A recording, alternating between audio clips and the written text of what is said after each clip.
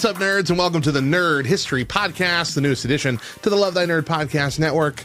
The Nerd History Podcast exists to do what all nerds love the most, dive deep into the nostalgia of nerd culture that made us who we are. Each episode will spotlight one particular nerd history event from that week and take a deep dive into the fandom, the lore, the nerdy facts. I'm Radio Matt. I'm the Director of Content and Resources for Love Thy Nerd and the Station Manager for LTN Radio. And with me today and forevermore is my amazing bride, Deidra. I'm Deidra, and I am super excited about today's awesome topic. We are the Nerd Historians, and today on the show, we're taking a look at the history of The Office. Yeah. Which celebrates its 19th anniversary this week. I saw the other day that Pam, the actress, turned 50. Oh, gosh. Yeah. Yeah. Let's take a quick look at The Office and give our initial thoughts. Whew. In 2005, the American version of The Office premiered on NBC. The Office is an American mockumentary sitcom that humorously depicts the day-to-day life of employees at the Scranton, Pennsylvania branch of a fictional Dunder Mifflin paper company. Yeah, Deidra, this is your time to open up. Oh, gosh. Tell the people what you think about The Office. I love it. It's my favorite show. I often quote it, and rarely do people get it. That is something that boggles my mind. Yeah. How does not most people know? Yeah. I mean, at least the common popular quotes. I will say you do feel awkward if you're like quoting Michael Scott being inappropriate or awkward, right? Because then you're saying a line from The Office, but if they don't know that, they think you look like you're inappropriate. Man, yeah, she's really inappropriate for the workplace, right?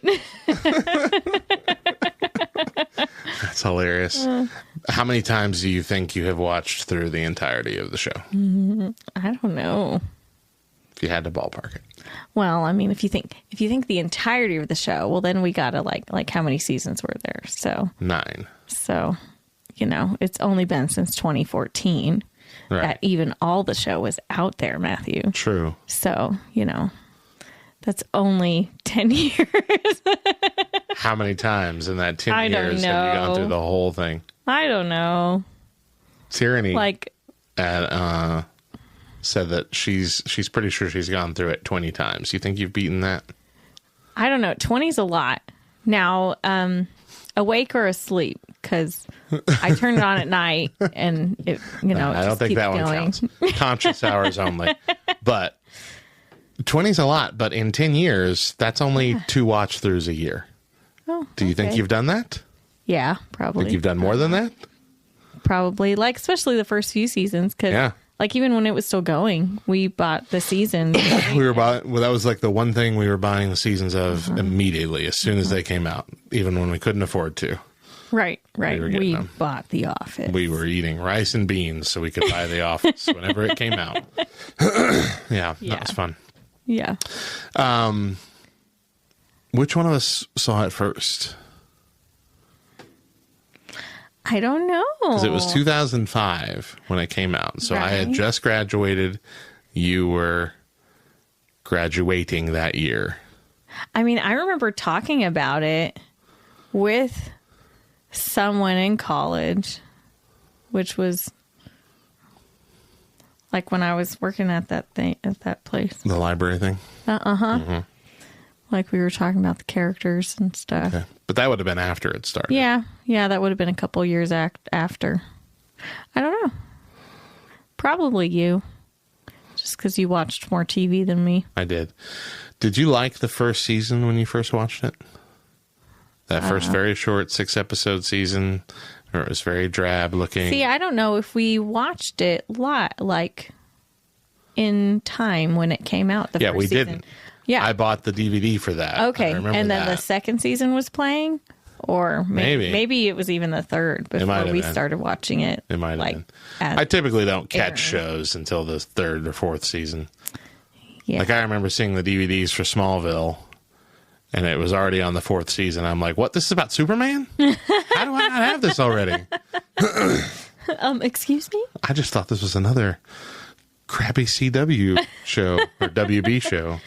Teen drama. Which it really was. Which it was. But it got more and more sci-fi as it went on. Yeah. We're not talking about that show, Matthew. What? That's not the... Oh, I'm sorry. Show. The Office. Those are the two things we were really watching, though.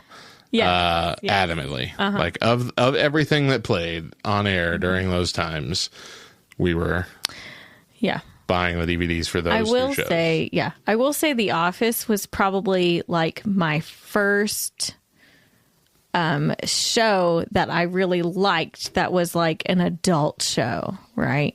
I was very sheltered growing up, and I didn't watch, like, I wasn't allowed to watch hardly anything. Yeah.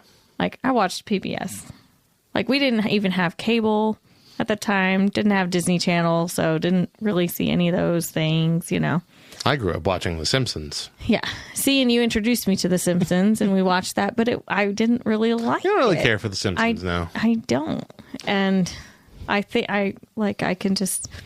The Office was like the first adult show that I think I really well, I think MASH enjoyed. Maybe fits that description first. Yeah. That is a very adult show. Okay, adult in the now show. In the now times. Like live, airing live, Got you it. know? Okay. Not one that you rerun. experienced in real time. Yeah. Gotcha. Yeah. Okay. Mm-hmm. And it was hilarious. It was. It still is. Uh-huh. Still hilarious. Now, what do you think of the last 2 seasons? The ones without Michael Scott? The things I dislike. What they did to Jim and Pam. That was just stupid. Oh, we can't have a happily married couple. We've got to give you some drama. Hated that. I thought it was very out of character for them. It was... I don't know if I agree with that. I feel like it was difficult to watch just because, this is the couple. This is the it couple, and they've been married now and had a kid, and it looks like they're doing their happily ever after, and then a wrench was thrown into things. I think that's indicative of real life and real couples, and this was a mockumentary, but it wasn't a mockumentary in the sense that everything was silly. Like, it's probably the most grounded of the mockumentaries, especially in the earlier seasons. It was attempting to look real and genuine. Right. And I feel like that was an attempt to put a little reality into it. I'm not saying I enjoyed it, but I don't feel like it was out of character. I feel like it was them adjusting in a way that they hadn't had to adjust yet, from being 2 different people to being one. I think it was good overall. I think they already were one, and they were one, but they didn't have anything that they disagreed on yet, because they were still living that same life they had lived for the first 7 seasons, 8 seasons. And then change is introduced. And fear of the unknown is introduced. And the way 2 people differ in how they handle facing that fear of the unknown. I think that's pretty real. I still don't like it. Now, Andy, as manager, didn't like that. He had his moments, but... The mistake they made was that we loved Andy, right? You hated him when he started off with his weird character, right? And then you started to like him, and he grew on you. And then he had to be manager, and they tried to make him Michael Scott, and he's not. He's not Michael Scott. And there were moments in season 8 where it's like... And the whole him Aaron thing. Ugh. Right. But there are moments in season 8 where he's trying to be a good manager, trying to leave old Andy behind, which I thought were okay. Yeah. Like, not great, but decent. But then the last season, they like tanked him. He's gone for half of it because he's recording movies and junk. Right. And you're like, well, what's the point of even having him be manager? We just spent the whole last season, the end of the last season, right? Getting him back as the manager because of the Aaron drama. And for what? Right. For what in season 9? Yeah. I did enjoy the Sabre Store Florida miniseries that they kind of had. I liked that, except for the thing they did with Jim. I actually really liked that too. No. I liked how it ended. I liked how uncomfortable it was. I liked the way he utilized his mortal enemy to be his savior in that moment. Had Dwight come in and chase around. I don't know if this is true or not, but I like, because I found it online, and who knows if that's true or not, but, and you might have it, I don't know, somewhere, but John Krasinski, yes. They were gonna have him kiss and be tempted, and he refused to shoot it. Oh, I don't know that. Yeah. I don't know that. I do know that the girl that played she what's her name? Regrets. Oh yeah, she gets so much hate mail still to this day, hate tweets and stuff. Poor thing. Because there's so many people that were so invested in this being real in their own minds that it's like, okay, she's an actor, people. Well, we are going to take a deeper dive into the history of The Office in a bit. That already? But now it is time for a game. Oh boy. Let's do this. All right. Each week, we typically go head-to-head in a game to put our nerdy nostalgia knowledge to the test. However, this week, Matt is taking a break from answering questions to put me through the gauntlet. That's right. Today, I have 10 hand-picked trivia questions about The Office. We're going to see how many Deidra can get right. Now, as is typical with our trivia, it's all about the X's. Each question is a multiple choice, and if Deidra answers incorrectly, she will get an X, but has to keep guessing until she gets the correct answer. This means that each question could get her potentially 3 X's. I'm going to make it hard on her and say to win, she can't get more than 5 X's. If she hits 6 X's, she forfeits the game. Is that the same number that you had? It is the same number that I had, but I had 25 questions, so this is easier on you. Is it, though? Now, some of you might not know this, but Deidra and I, as well as our friends John and Hillary Berkey, attended a office trivia contest in our town at a coffee shop, and completely and totally dominated, answering every single question correctly and winning a beautiful Dundee. Yeah. We have a We do. Yeah. We also have a pop Dundee. We also were so they said during that time that one of the answers we got wrong, right? And they claimed that we had one of them wrong. Yeah, at the end of it, or when they were adding up scores for the bonus thing or something, we were like, which one did we get wrong? What was it? And then they found out that they had said it incorrectly, and we actually had gotten it right. Yeah. Every single round that came by, we answered our questions. You wrote them down on a piece of paper, like 10 at a time, I think they were. We answered our questions, and every round we're like, yep, got all those. And then they announced at one point, everybody got at least one wrong, and I was indignant. Like, we absolutely did not get one wrong. I didn't say that out loud to the people then, but I did afterwards. But anyway, all that to be said, going through this quiz, which had 6 full pages, I think, of questions, 10, I think I barely reached 10 that I think might be a challenge to you. Okay. So that's why I have handpicked them. It's going to be a little bit difficult because I'm going to have to jump around through these. But we're going to start with question 6 on this list. Here we go. Which character was renamed by his parents at the age of 6? Was it Dwight, Andy, Creed, or Michael? It was Andy. They felt that his brother should bear the name. The junior name? The junior. Yeah, Andy was originally named Walter Jr. It was renamed Andrew at the age of 6. Okay, Okay, Johnny is 6. Could you imagine? Just changing his name. That alone just makes you feel sorry for Andy, man. All right, number 8. What pseudonym does Angela use when she secretly attends an office supply convention with Dwight? Jane Doe, Princess Jasmine, Catherine Rugburn, or Miss Lollipop? Jane Doe. You sure about that? Yeah. Sure it wasn't Catherine Rugburn? In the convention, Angela assumes the name Jane Doe and gets a hotel room, which Jim accidentally enters, though he does not appear to recognize her.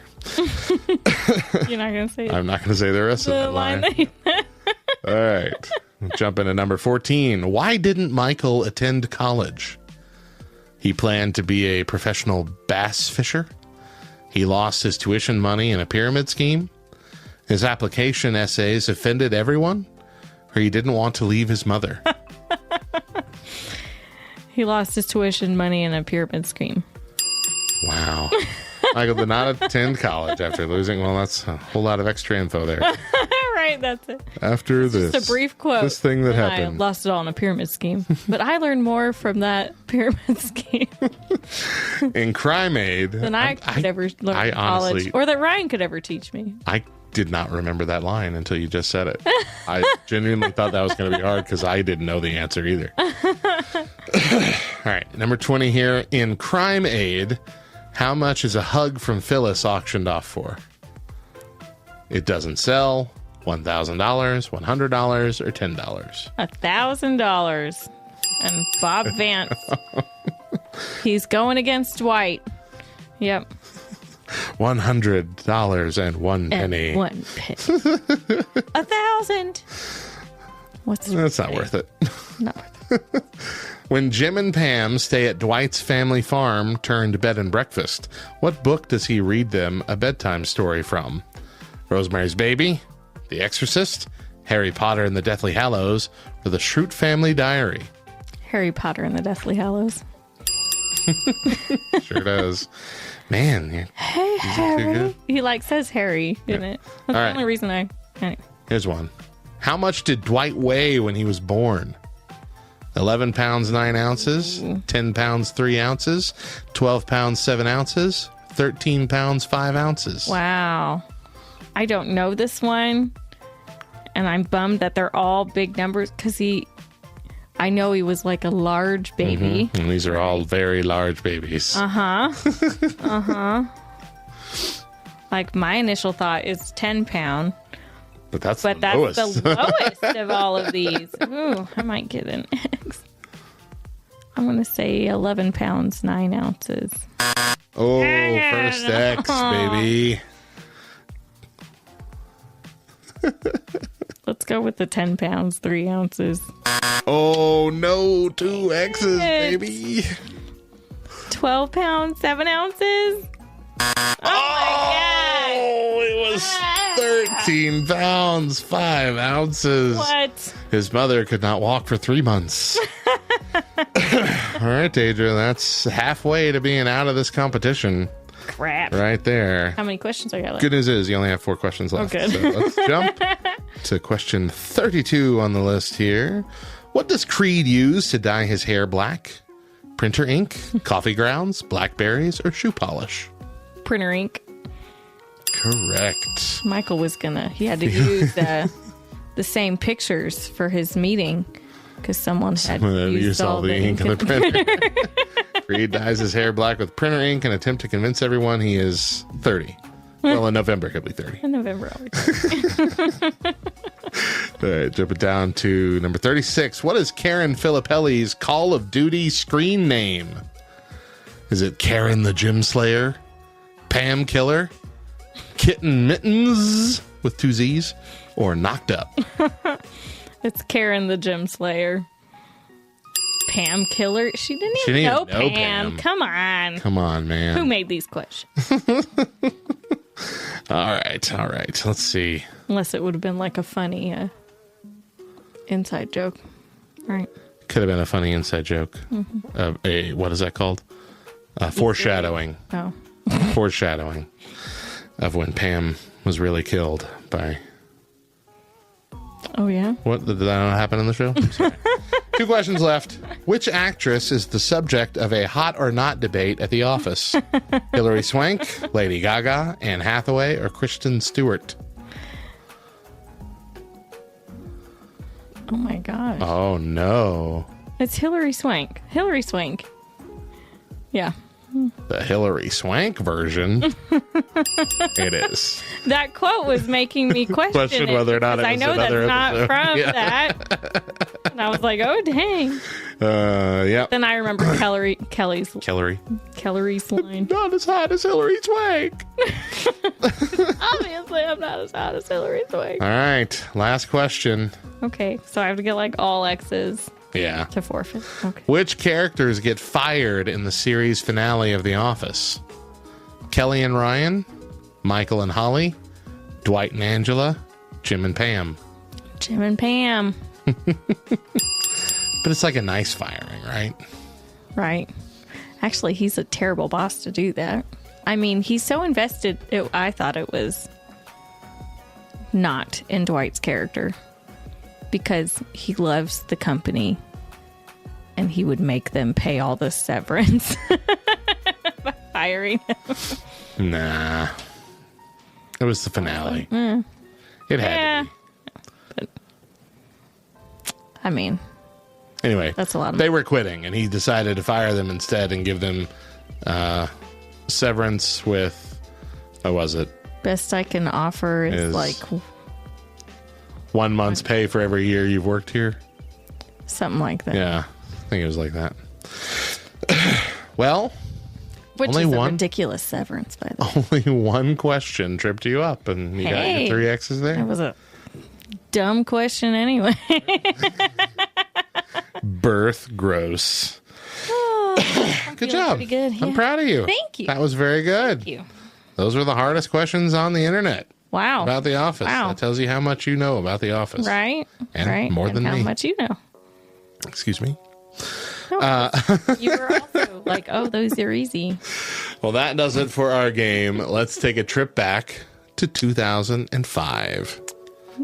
Before we dive deep into the history of The Office, let's share some nerdy facts about the show. Deidra, take it away. The show was filmed in a real office building at the Chandler Valley Center Studios in Van Nuys, California. During season 1, the cast was asked to bring paperwork to do on set. And starting in season 2, the computers in the office were connected to the internet. Mm-hmm. Oh, that's nice. Yeah. So they really were alone. They really had to sit there during, like, the entire cast pretty much had to be there all day, no matter who was filming what. That makes sense. Yeah. Because you had to have them working It has in the to office. look like an office. Yeah. Whew. Jim's proposal to Pam was the most expensive shot of the series at roughly $250,000. At the gas station? It wasn't a real, well, I don't know if it was a real gas station or not, but the rain wasn't real. The rain. Oh. So they had to, like, figure that all out. You didn't tell me it was rain. The weather was bad. Didn't tell me the weather was bad. That's great. Okay. Wow. Here comes the swerve. Okay. We're not doing a deep dive into the history of The Office. Okay. And I'll tell you why. There are a crap ton of podcasts already out there who are doing that, including Office Ladies, an oral history of The Office, Right, The Office Hours, Scotch and Splenda, The Office Talk podcast, People Persons Paper podcast, Somehow I Manage, Scrantonology, and Who's Your Worm Guy? Just to name a few. Instead, I have gathered my favorite 7 behind-the-scenes stories Okay. from the length of the show that most people don't know, possibly even you. Okay. All of these are from the Office Ladies podcast, which has been going through the show one episode at a time for the most part. Why have I not listened to this? For real. They're almost on 200 episodes of this podcast. And A lot of days. I really think you'd enjoy it too. Yeah. I bet I would. I stopped when they were in the middle of season 3, so I need to start back up again because as of the time of this recording, they just did the Target, which was the 8th episode of the final season. So they're close to being done. Wow. Yeah, I didn't realize that. Time flies. Yeah. All right, so here we go. First behind the scenes factoid. Okay. The season 3 finale, which was where they were all interviewing for Jan's job. Uh-huh. Okay. Has an alternate ending. Ooh, with who getting it? The season 3 finale, The Job, ends with Jim's big interview. He went to meet David Wallace at Dunder Mifflin's corporate office in New York, but after finding a yogurt lid, gold medal, and an encouraging note that Pam slipped into his bag, he becomes visibly flustered and recalls an intimate moment he shared with Pam in the Beach Games episode. Mm-hmm. When we then see him drive back to Scranton, where he interrupts Pam's talking head to ask if she wants to grab dinner after work. Pam says yes. Jim replies, it's a date. It's perfect episode ending, but things almost went down differently. There were actually 2 versions in the script for the ending of this episode. There was this version with Jim interrupting Pam's talking head, and then there was a second version which they did shoot. In the script, it said shoot both versions. The scene, though filmed, didn't even make it into the deleted scenes reels, so we will not see it. But Jenna Fisher described it for the podcast listeners. She said, in the second version, you hear voiceover of Jim throwing his interview with David. But it's even more. It's like he's really cracking jokes. He's not taking it seriously at all, to the point that David actually says, do you even want this job? Meanwhile, while all that's happening, you see Pam leaving for the day. She doesn't do a talking head. She's just leaving for the day, Fisher continued. She gets in the elevator. She goes down the elevator. And then when the elevator doors open, Jim is standing there. And she says, you're back. And he says, yeah. Do you want to go to dinner? And Pam says, yeah, I do. And she walks out of the elevator. And Jim pushes the camera back into the elevator. And as the doors are closing, they walk off together, and he puts his arm around her, and they smile at each other. Cut. I would like to see that. Right? Yeah. Where is it? Right. Fan versions, cool. Fan supercuts on Peacock. Where is it? All right, number 2. Okay. There was. Do you have something to add to that? Sorry. No. I don't want to cut you off. Okay. I think it would be cool to see him like joking too much, and yeah, it would be interesting. Mm-hmm. All right, number 2, there was a quote unquote Jim and Pam at the Stanford office in the background. Okay. When Jim transferred to Stanford, you may have thought the writers and crew members moved on from him and Pam, but a scene in season 3's initiation episode proves that the couple was always on their minds. In the scene where Jim wheels his chair over to the copier because he can't get out of it, there's something special going on in the background. Look carefully and you'll see an interaction between Stanford's very own Jim and Pam. So again, this is Jenna Fisher talking. She says, I also talked to Randall about this, and he said this was totally on purpose. He planted a guy standing at reception in the same way that Jim would always stand at reception and talk to Pam. He even has his sleeves rolled up the way Jim used to roll his sleeves up. And Randall said that was on purpose to keep that Pam and Jim thing sort of in our orbit. I'm going to have to go look for that now. That's cool. Isn't that cool? Yeah. All right. Number 3. A dumb joke that Michael made in A Benihana Christmas cost $60,000. Ooh. Licensing rights to music can be seriously expensive, but sometimes when the song completely makes a scene, it's worth it. Take The Office's Benihana Christmas episode in season 3, for example. Episode writer Jen Coletta recalled that a dumb joke she wrote in which Michael Scott sings parody lyrics to Eddie Money's 2 Tickets to Paradise wound up costing the show a whopping $60,000. He said, I wrote a joke where Michael says, I got 2 tickets to paradise. I'm not going to sing it. Oh. Yeah. Pack your bags. We're leaving the day after tomorrow. Coletta said at the sound mix, I found out from Kent Zorbnak, the Office producer, that was a $60,000 joke. I was like, it's a fine joke, but none of my jokes I've ever written have been $60,000 jokes, she continued. But I remember not so long after that, we had some of our music budget pulled away from us. And I can't help but think, I mean, I was sitting at the mix and had no idea that because we sang that song, the song had to be cleared. And the joke was $60,000. I mean, they didn't have to do it. But it's a good joke. I know. It is technically a parody, but not enough of a parody. Because parody is for use, usually. Right. But right. Wasn't enough of a parody. Because he still says 2 tickets to paradise. Wow. All right, number 4, Jim and Pam ending up together wasn't a solidified plan. When Jim was in Stamford with Karen, fans saw the formerly engaged Pam and Roy hang out quite a bit. That's because there was a real possibility that Pam and Roy would get back together. Not only that, but there was also a chance that Jim and Pam were never going to end up together on the show. There was talk in the writer's room that maybe Roy could win Pam back, Fisher recalled. I also remember it was said that maybe in the series of The Office, maybe later on, Jim and Pam would not end up together in the end, but instead would lead one another to their actual true loves. So this could have been we're going to grow and learn how to be people and then separate to find our actual life partners. Wow. Wouldn't that have been sad? I would have hated that. Especially if it happened in season 6 and then we had to ride out the rest of the show. Right. Nope. They would have lost a bunch of people. Nope. Wow. Yeah. Number 5, the Call of Duty games were based on real life. Not the games themselves, which were also, except for the zombie one, but most of them were about real wars. The Stamford branch loved playing Call of Duty in season 3 because the game was so popular on set. Producer Kent Zorbnak told Jenna Fisher that after they wrapped season 1 of the show, the post-production guys moved to some offices in Venice to edit the episodes. Venice Beach. She said that while they were in the new offices, Zorbnak installed Call of Duty on everyone's computers so they could blow off steam during edit sessions. Jenna said, when we moved to the new stages for season 2, Zorbnak did it again, but this time he also installed it on all of the writers' computers, and that's when the editors and writers started playing one another.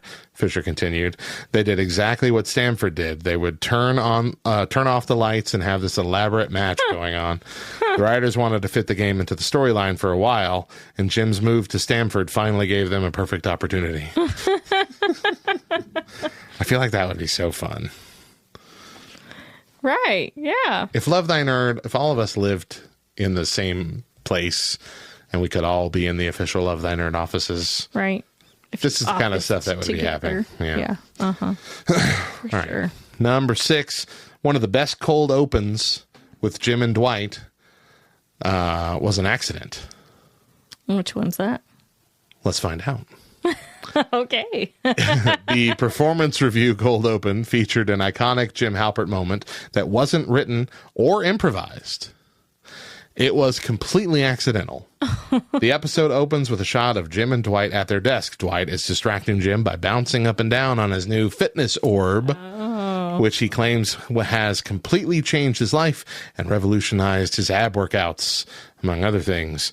As Dwight goes on about the core strength and the benefits of using an exercise ball, Jim grows increasingly annoyed, and after learning the orb only costs $25, he decides to stab it with a pair of scissors. They did 13 takes, and it worked just right on every one.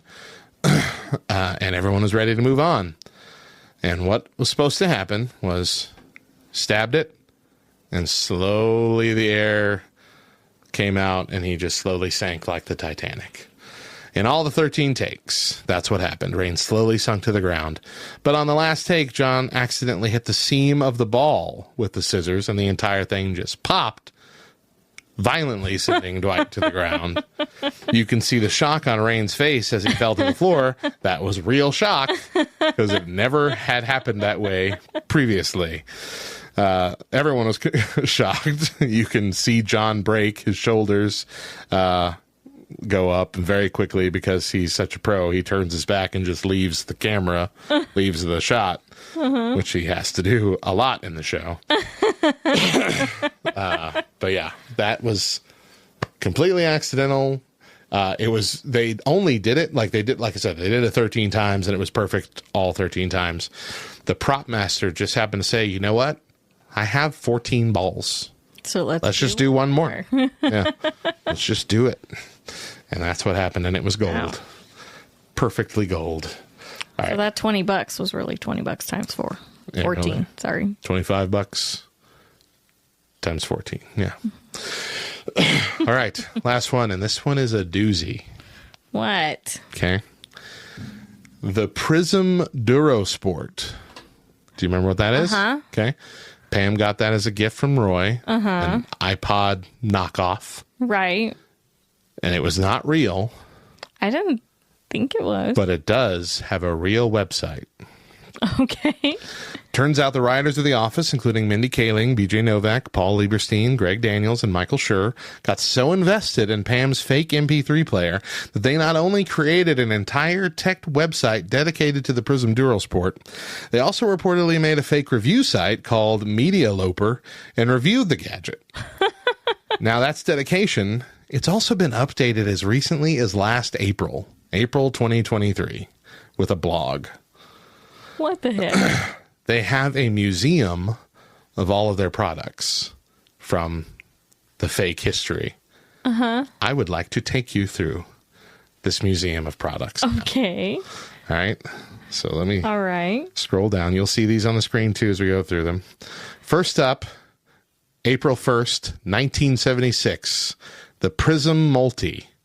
The Swiss Army knife of media players. Over the years, the Prism Multi supported playback of vinyl, cassette, reel-to-reel, 4-track, 8-track, minidisc, CD, MP3, AIFF, DT6, FLAC, and Org Vorbis. With the Prism Multi, your music collection never became obsolete. This, made in 1976, could update all the way up through MP3s and beyond. I like the doily underneath. It's a nice, it gives you that good feel. Like all these images were created before AI was a thing. Right. You know, and imagine what they could have done.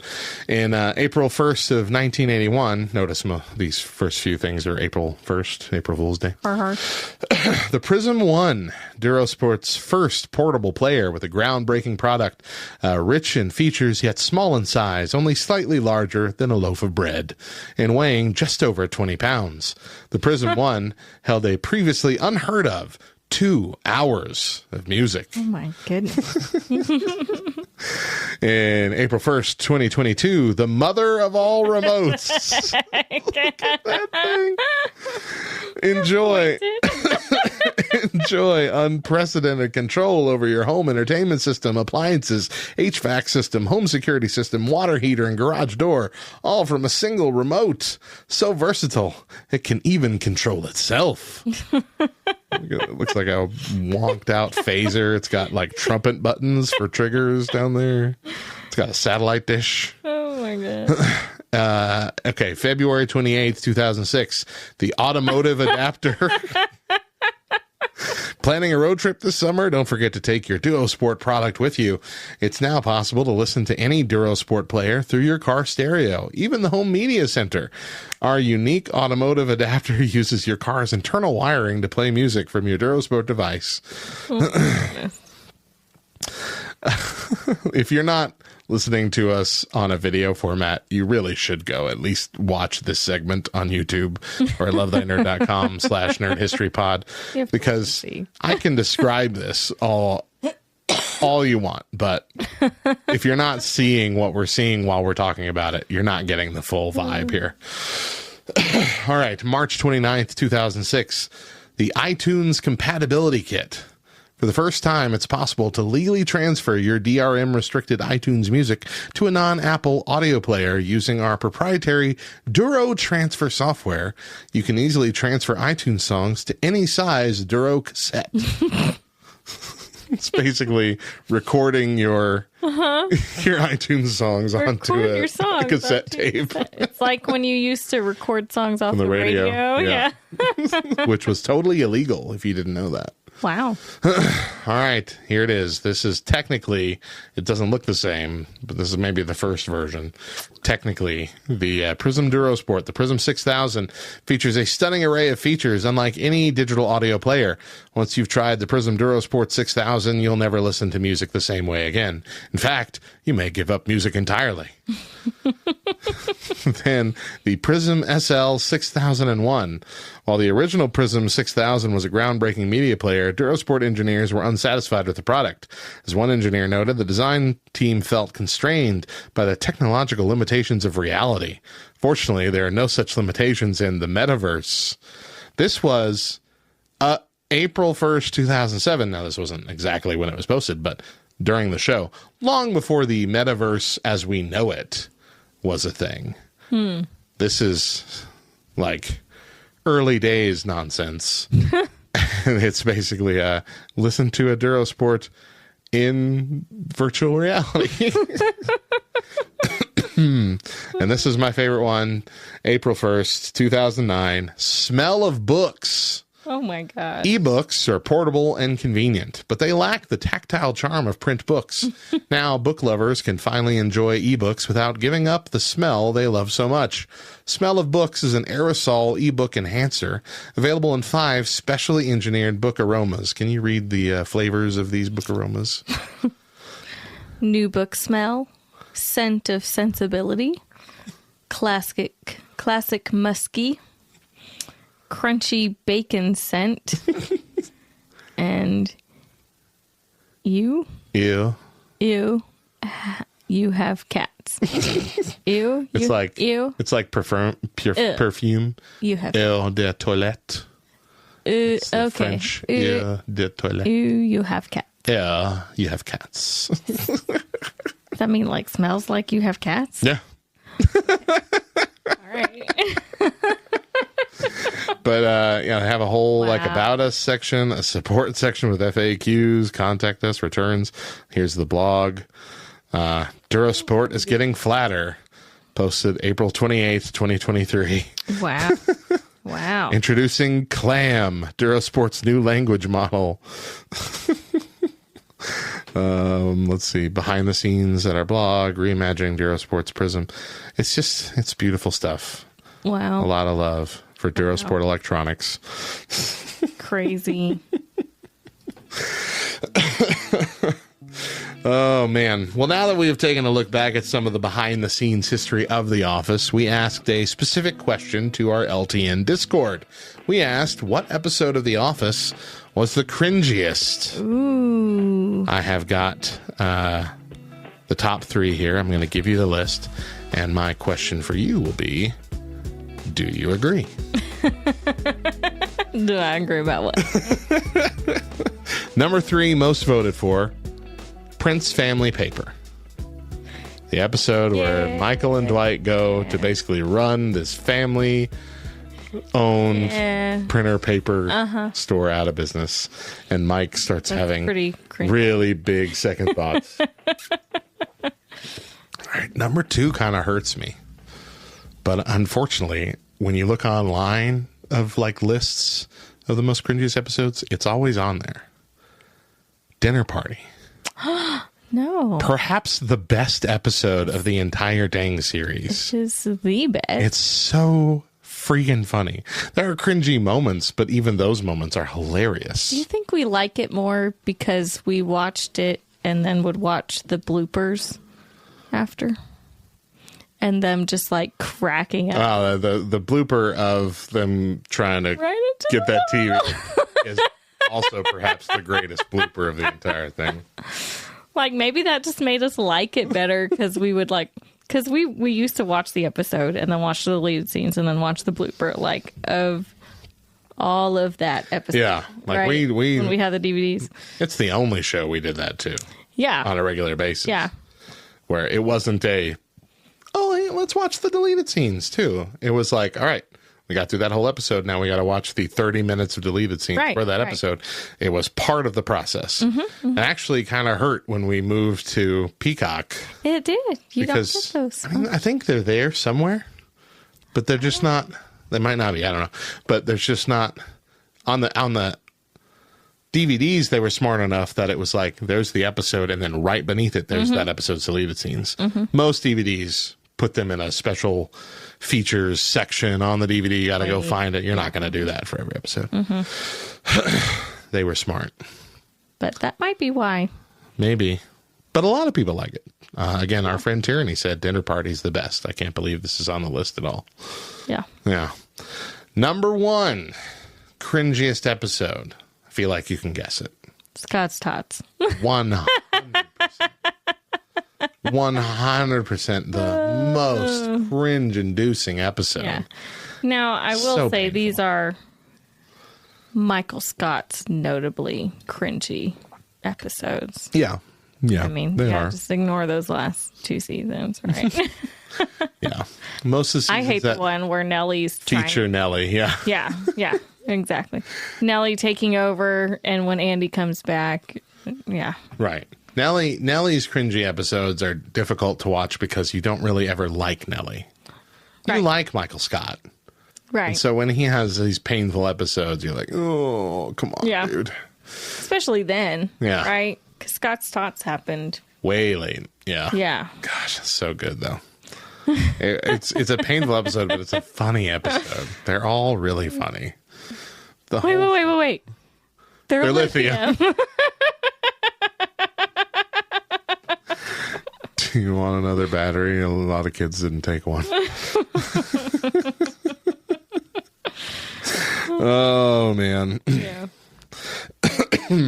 Well, that's about it. We could go on forever. We could. Because we do love the show. We could just sit here and quote all of our favorite episodes and lines. I remember we had that. We still have it somewhere, but we had that game that it was a trivia based game. That.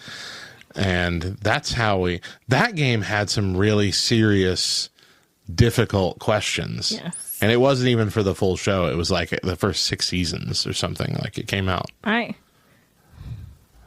I don't know actors' names, song names, Right. artist names. Right. Those kind of things Those are ones, difficult. I can't. But get. I remember that is how we trained for that trivia contest.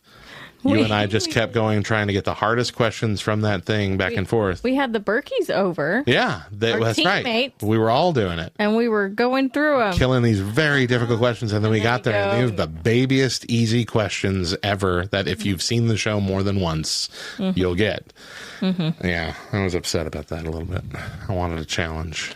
Yeah. Instead, we just dominated. Also, let me just tell this story real quick about how my team shamed me into forcing us losing the secret game that was secret going game. on. Okay? That's okay, though, because we dominated. And But we it was didn't nice fully that dominate because we someone didn't else win both got things something. when we Okay. should have. Throughout the night, the host kept saying lines setting up for the classic Michael Scott joke, "That's what she said." Okay? And the first 3 times he did it, I yelled that out. And then after the 3rd time, all 3 of my teammates Like, shut up. said, "Stop doing that. It is inappropriate. Stop it." And so I stopped. And then at the end of the night, we found out that was the secret game. The team that did that the most when he set up those lines won a real life stapler in Jell-O. Okay? And it What would wasn't you have us. even done with the Taken stapler a photo Jell-O? of it. I would have eaten it. I would have been so proud I would have eaten it. Take us to the outro. I'm so mad now. Oh my god! Made me relive this. Really? Yeah. I made you. You're the did. one that was like, "Let me tell you." Okay, I did not say anything about it at all. So, what do you think of The Office? If you don't like it, what's your problem? Are you one of those weirdos who prefer the original British version? Gross. I tried watching that the other day and I just bad. stopped. I was like, all right. There's a reason there were only 7 episodes of that. So bad. Anyway, we want to know. Tell us on our socials at Nerd History LTN. Subscribe to the Nerd History Podcast via the Love Thy Nerd YouTube channel or on Spotify, Apple Podcasts, etc. And find us on lovethynerd.com/nerdhistorypod. And we also have our daily Today in Nerd History short and article that comes out every day at lovethynerd.com/nerdhistory with photos and nerdy facts. Oh, golly. What is it? That sound means it's time for a look into the nerd future. What is the future of The Office? Let's find out. They better not. It was announced last September that a reboot / continuation of The Office is on the way. Not much else was known at the time, such as if any of the main cast would return, or if it would be a new cast with a hope for cameos from the original cast. Nor was it known when it would release. Sorry. That son of a gun, after all Scrubs did for him. But just 2 weeks ago, we got a massive update from Greg Daniels himself. And that update is nope. In an interview with The Wrap, he said, I don't like to think of anything as a reboot. You know what I mean? Because I feel like we ended that story beautifully. The characters had closure. I would never want to redo the same show with a different cast because I think we got the luckiest cast, the best cast ever in TV to do that show. So the notion of a reboot is not of interest. It's more like he's interested in another show of a similar vein. Okay. He continued. He continued the notion of maybe something like the way The Mandalorian is a new show in the Star Wars universe. You know what I mean? Something like the notion of this documentary crew doing a documentary about a different subject. That, I think, could be intriguing and creative, but I don't even know what you would call that. I don't know if it's like a sister show or something. I don't know what the term is, but it doesn't feel like reboot would be the appropriate term for that. So, again, like you just said, maybe a show similar to Parks and Rec was intended to be. That was intended to be in the same universe as The Office, but they decided to go more wacky with Parks and Rec, which was the right call. And so they cut the ties of that possibility. But if they do a show in the same vein, that still leaves open the opportunity for an Office cameo or two. I guess. Yeah. If it's the same universe. Same universe. I think it'd be something to say. They're all old now. I mean, they are. It's That's not right. I'm sorry. I forgot, guys.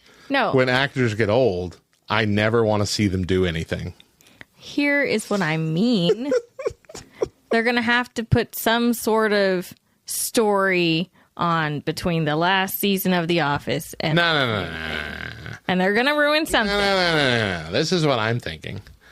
I'm thinking it's like, what, a hardware store or something. It's a Lowe's ripoff, okay? And it's just, boom, oh, they accidentally run into a customer. And it's Andy just buying some wood screws. It's just a funny little cameo, funny little 10-second joke. And then he goes about his day. That's all I want. would accept that. Yeah, that's all I want. Also, Superstore, they already kind of did. Superstore The retail's been done is a Walmart recently. ripoff, not a Lowe's ripoff. Okay. But as someone who worked at Lowe's, I appreciate Brag much? the Superstore. I actually worked at Walmart. Because it's like the retail. It's still retail. Retail's retail. Maybe in a mall, a dying mall. I love that idea. A dying mall where the cast is like the owners of different shops and the restaurant in the mall. There we go. go. Crappy, no-name restaurant in the mall that sells Thai food and cotton candy for some reason. I love it. Let's get Greg Daniels on the phone. We're pitching it today. Next week, Deidra will be taking a week off, and I'll be welcoming the host of the... She didn't know it. What? She's out of here. I'll be welcoming the host of the Two Words podcast, John Berkey, to talk about the nerd history of something in the world of pro wrestling. Which I know nothing about, which is why John's going to be on here, because he'll be much more entertaining. Look, Deidra loves me, but loved me when we were young, and really gave it the college try. I did. Of liking wrestling. I did. She watched for several months, weekly, Monday Night Raw with me. But I could tell that each Monday night, as the credits rolled, her eyes The light in her also eyes. rolled. Oh. The light in her eyes. That was a better line. I'm sad that I didn't think of that. That was good. I was going to say the light in your eyes dimmed a little bit, but your eyes also rolled. That was good. That was gold. And I couldn't keep doing it. Couldn't keep forcing her to. I'm pretty sure I had to break your heart and tell you. I'm pretty sure I was the bigger man, and I let you off the hook. Pretty sure that's how that went. You broke my heart when you told me you don't like chess. Oh, I broke your face with the chessboard. You took the very chessboard you gifted me for Christmas and threw it across the room. Probably like even on Christmas or maybe the day after. It was not long after. Once again, I'm Radio Matt. And I'm Deidra. And remember, in the past, present, and future, Jesus loves you, nerds.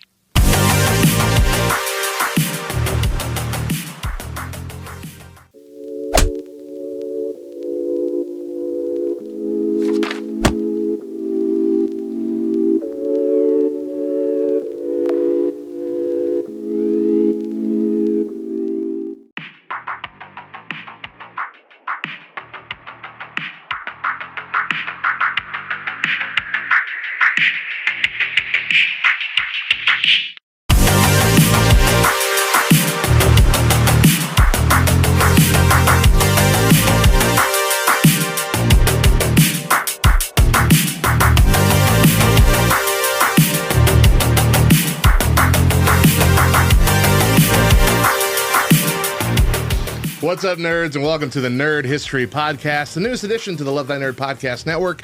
The Nerd History Podcast exists to do what all nerds love the most, dive deep into the nostalgia of nerd culture that made us who we are. Each episode, we will spotlight one particular nerd history event from that week and take a deep dive into the fandom, the lore, the nerdy facts. I'm Radio Matt. I'm the Director of Content and Resources for the Love Thy Nerd. There's a rogue the in my script. Love Thy Nerd and station manager for LTN Radio. And with me today is a special guest and host of the Two Words podcast here on the LTN Podcast Network, John Berkey. What's up, everybody? It's a pleasure to be here. Yeah. It's a little weird because I am his co-host for the Two Words podcast, where he is usually in the driver's seat. It's weird being in the driver's seat now. Yeah. Because we're also going to be talking about wrestling today. And I'm a pretty erratic driver. So. We are the Nerd Historians, and today on the show, we are taking a look back at the history of WCW Monday Nitro, the flagship show of World Championship Wrestling, as we approach the 23rd anniversary of the final episode of Nitro. Dang. 23 years. Man. That has been the constant realization each episode so far of the show is, golly, we are so much older than this happened when we were young. Let's take a quick look at WCW and give our thoughts here. So, John, I know you didn't really experience Nitro in real time, right? Not as much. And it wasn't just because I grew up in the very conservative, that wrestling wasn't demonized or anything, but it was a non-issue because we didn't have cable. Well, that'll so there was no wrestling in my house by default. It was nobody's. But I knew of it. I knew about it. Right. There, a lot of it still permeated pop culture at the time. Of course. Hulk Hogan being probably the biggest one. Yeah. Everybody knew, everyone knew who Hulk Hogan was. Everyone knew who Sting was. And you've seen plenty of footage and documentaries of WCW in the years since, especially when it comes to the Monday Night Wars. Yeah. Right. The history of WCW actually goes back a long way, well before Ted Turner launched the show on TNT. But we will just focus on WCW Nitro's era today. Yeah. What are your overall impressions of the run of WCW Nitro? What an incredible collection of ups and downs. I mean, that's really extreme highs, very extreme lows. Mm-hmm. Because for every Hogan heel turn, you have Big Show getting thrown off of a crane and being killed and then showing up the next week. I agree. There was some wacky business going on. I feel like, after it found its footing, which, Raw was the same way. It was cheesy and kind of campy at the beginning. But after it found its footing, obviously it crushed it for a long time. Oh, yeah. 100%. And, for a year and a half, you're looking at this run of, it beat WWE in the ratings, WWF at the time in the ratings, for 83 weeks. That's historic. Yeah, that's 83 ridiculous. weeks in a row. That's historic. And they were able to do something different than what Monday Night Raw was doing and be successful. And I think that's what every other company that has come along that has tried to do it. It's like they try to do something different, but they don't land the plane. WCW kept on making the moves up until the end, and then it was like, boom, it just fell off.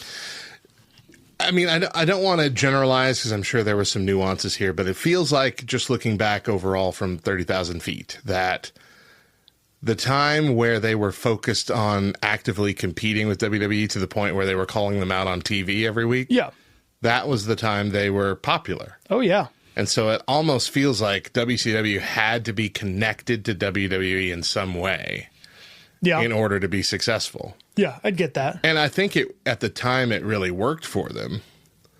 But looking back on it, it almost seems kind of like a desperate move in some ways. Yeah. It's like, it's like get your own thing.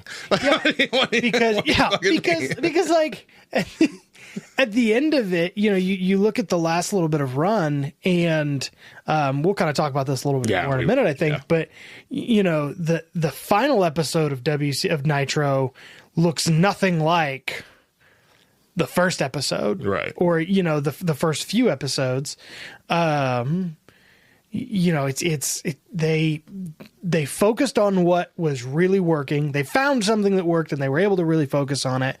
Whereas a lot of times, and we experience this in WWE, it's kind of like, well, if it's not working, it's y'all's fault. It's the audience that is the problem here. You're not getting it. You're not getting it, so let's go harder here in this. And it just doesn't, whereas WCW, they found stuff that worked. Yeah. And they didn't have to sell out, giant stadiums and arenas to do so. Yeah, I agree with that. So WCW Nitro for its entire existence went head to head with WWE Monday Night Raw, or WWF Monday Night Raw at the time. Raw is War. How big were the Monday Night Wars for the industry at large? Oh, they were huge because they pushed everything to be better. And that is the reason why nothing's getting better now. And competition breeds quality.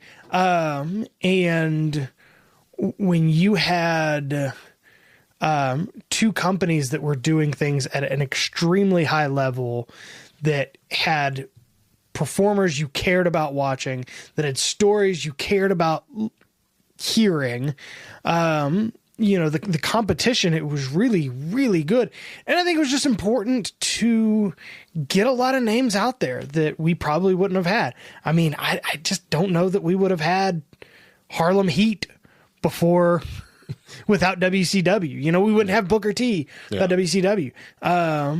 We probably would have had Flair. Yeah. We had Flair before, but there was a lot that you don't have now because WWE realized we either need to step up or we're going to lose. And so, that's where we got the Attitude Era. Yeah.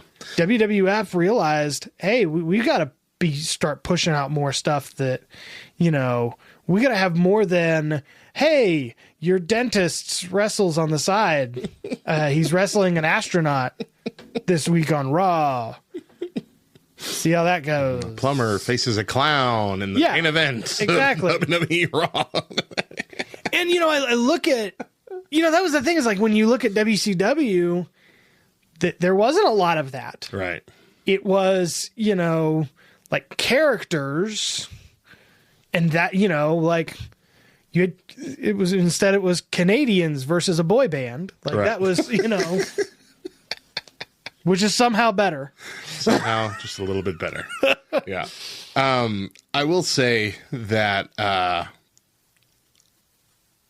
that era, I mean, we both gone back and watched some of the episodes of like WWE during that era. And you realize that, with all the documentaries and stuff that they come out with, they highlight all the really good stuff. And there was a whole bunch of garbage that happened. But one of the things that I do miss about that era is that you really didn't want to miss an episode of Raw and then later SmackDown, because titles did often change hands on TV. Nowadays, it's like, I technically don't have to watch Raw or SmackDown. I can just watch the pay-per-views, see the little 5-minute recap of everything that's happened over the last month. And I'm good. I'm caught up, and now I'll see the outcome. But like, because they were pushing each other so hard, it really felt like it was must-see TV every week because you didn't know what was going to happen. Now, eventually that would lean a little too far the other direction, and titles were changing hands every week, and like, no, that's too much. Let's take it back a little bit. Yeah. But the fact that like you didn't know, because it had happened enough that you didn't know if you were going to get that pay-per-view quality match, on regular Monday night, you had to tune in. And I think even more to that point, you didn't really want to miss pay-per-views either. Right. Because crazy stuff happened on pay-per-views. Now it's like, I don't have to watch every pay-per-view. Right. Let's hit the big 4, maybe 5, the Money in the Bank. And nothing happens in those pay-per-views either. I mean, there are great matches, that's fine, but like, there's no story being driven in those pay-per-views, in my opinion. For me right now. Not in the same way, Yeah. I agree. Well, we're going to take a deeper dive into the history of WCW Monday Nitro in a bit, but now, as customary, it's time for a game. Each week, Deidra and I usually go head-to-head in a game to put our nerdy nostalgia knowledge to the test. Today, John, you're going to take Deidra's place. All right. We will ask each other 5 questions, all multiple choice. If we get the answer wrong, we have to guess again, with each wrong answer earning us an X. So fewest X's at the end of the round wins. All right. It's like golf here. Okay. Today, as we discuss a sport full of monsters among men, we're jumping into trivia about monsters among media and history. So this isn't a wrestling It's not a wrestling thing at all. Okay. It usually isn't directly tied to the show. Okay. Another nerdy area. So let's do rock, paper, scissors. Just one round. See who answers first. Okay. Okay. Is it 1, rock, 2, 3, paper, shoot? Yeah. Okay. You always have to make the rules. You always clear. have to make the rules clear. All right. Ready? 1, 2, 3, shoot. 1, 2, 3, shoot. All right. So I will answer first. Nope. Rock goes through paper. Nothing beats rock. Nothing beats. I mean, you ever thrown a rock at paper? All right. So you ask the question, give me the options, and then I will choose. So, Radio Matt, your first question. What mythological monster was said to be produced when a chicken egg was hatched under a toad or a serpent? Is it the Hydra, the Chimera, the Basilisk, or the Thorax? This is going to be a lot harder than I thought it was going to be. Is it? I think I've heard of all of these, but I can only picture the Hydra, and that's mainly because of Captain America. I'll go with Basilisk. Whoa! Hey, according to legend, yeah, that's amazing. According to legend, a basilisk was produced, when a chicken egg was hatched under a toad or a serpent. There were, according to legend, several species of this animal. One species burned up whenever they approached. A second were a kind of wandering Medusa's heads, and their look could cause instant horror, which was immediately followed by death. Yee. Nice. Okay. I thought that was just something Harry Potter made up. Was it in the Harry Potter book? Yeah, and a thorax I always thought was just as a body part. I was thinking Thoraxis from Community. Bow before Thoraxis. All right. Well, good start for me. All right. Oh, wait, you do 5. So I got to do 5. you do Okay. the 5, and okay. then you do 5. Okay. I didn't know the rules. All right. Your second question. In 1832, what monster did UK Representative B.H. Hudson claim to have seen in Nepal? Was it the abominable snowman, the werewolf, the vampire, or the Hydra? I'm pretty sure I know this one. Nepal is the clue that I'm getting. Yeah. I'm going to say abominable snowman. I would say that's true. Yeah. Yeah. 1832, living in Nepal, claimed to see the abominable snowman attack his servants. So not just seen it, but saw it attack people he knew. Act. Described the creature as a wild man covered in long dark hair and had no tail. So Robin Williams. I mean, yeah, That's who Robin Williams attacked his servant. pretty much. You know, there are people out there that think like the Bigfoot and the Yeti and all that, just aliens. Just aliens? They're aliens. That's their thought. I didn't know that. Yeah. Number 3, according to local legends, what large nocturnal red-haired monster roams the Amazon jungle of Brazil? Pronounce any of these, John. Is it? Oh, I got this. Is it the Mokelbe Bemi? The Mapinguari? Yeah. The Thylacine, or the Chacoan peccary? Thylacine sounds like a drug you take to keep your thyroid in order. Makes you poop less. Okay. We're in pure guess territory. Okay. So I'm going to start with the Mokele Mamembe, because it's fun to say. Yeah, got an X. Thylacine. Oh, fart. Mapinguari. Hey! According to local legends, the Mapinguari, a large nocturnal red-haired monster with a disorienting stench, roams the Amazon jungle of Brazil. Locals describe the Mapinguari as standing about 2 meters tall while on its hind legs. Interesting, its feet are turned backwards and is reportedly capable of ripping apart palm trees with its large claws. My goodness. All right, 2 more. The Mokele Bimbeme. Looks like a Loch Ness monster. It does. That's a little bit like a monster. All right. Number 4. What famous monster has an NHL team named after it? Is it A, the Chupacabra, the Bigfoot, the Loch Ness Monster, or the Jersey Devil?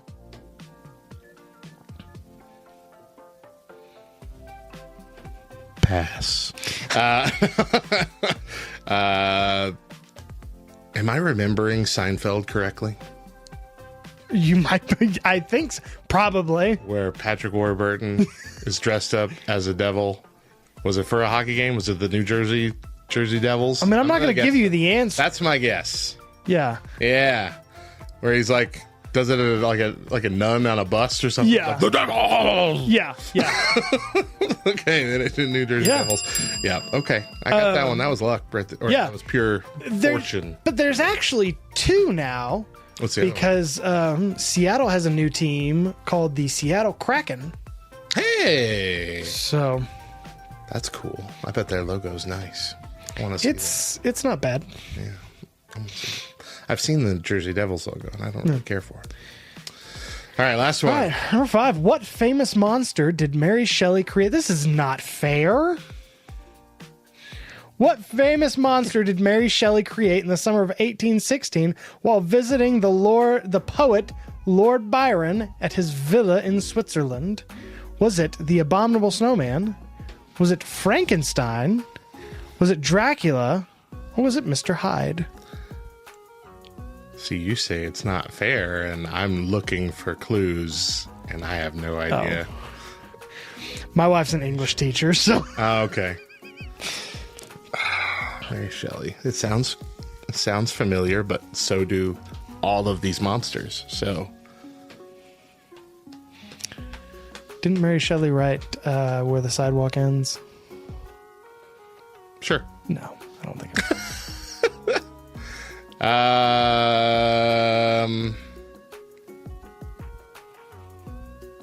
I feel like it's either Mr. Hyde or Frankenstein. Dr. Jekyll, Mr. Hyde. I'll say Frankenstein. Ooh, okay. So I mean, she didn't create Frankenstein, though. I mean, unless you look at Frankenstein as the monster, because it's Frankenstein's monster. You're correct. The monster's name was Fred. You're right. Yep. Okay, so I got just two. Two X's. John, I did far better than I should have, to be honest. Fair enough. Fair enough. Luck. Here we go.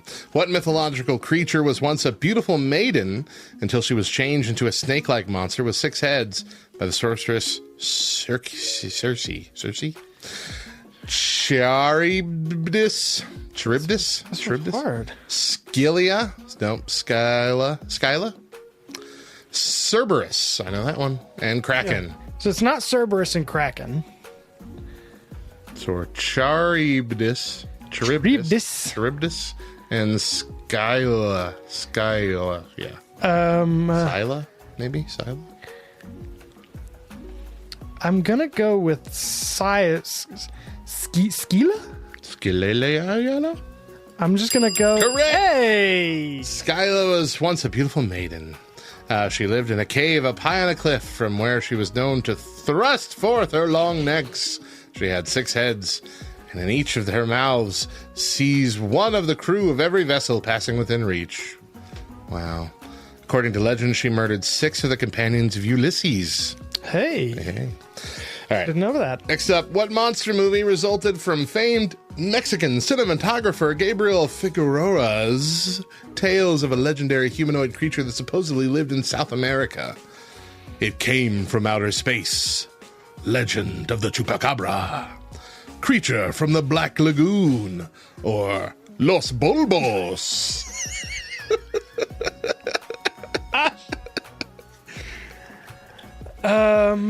I feel like I know this one.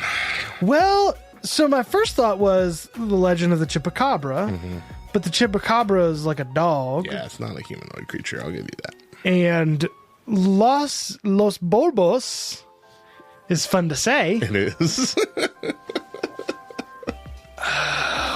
I'm going to go with Creature from the Black Lagoon because I know that it was a humanoid kind of thing. Ding, ding. Yes! Well, I thought it was too. I did it! Creature is considered by many critics to be Universal's last great classic monster, and it spawned several sequels, including Revenge of the Creature and The Creature Walks Among Us. That movie was, fun fact about that movie, it was filmed, a lot of the lake scenes were filmed at Juniper Springs, or Silver Springs in Florida. Yeah. You can go do glass bottom boat tours, and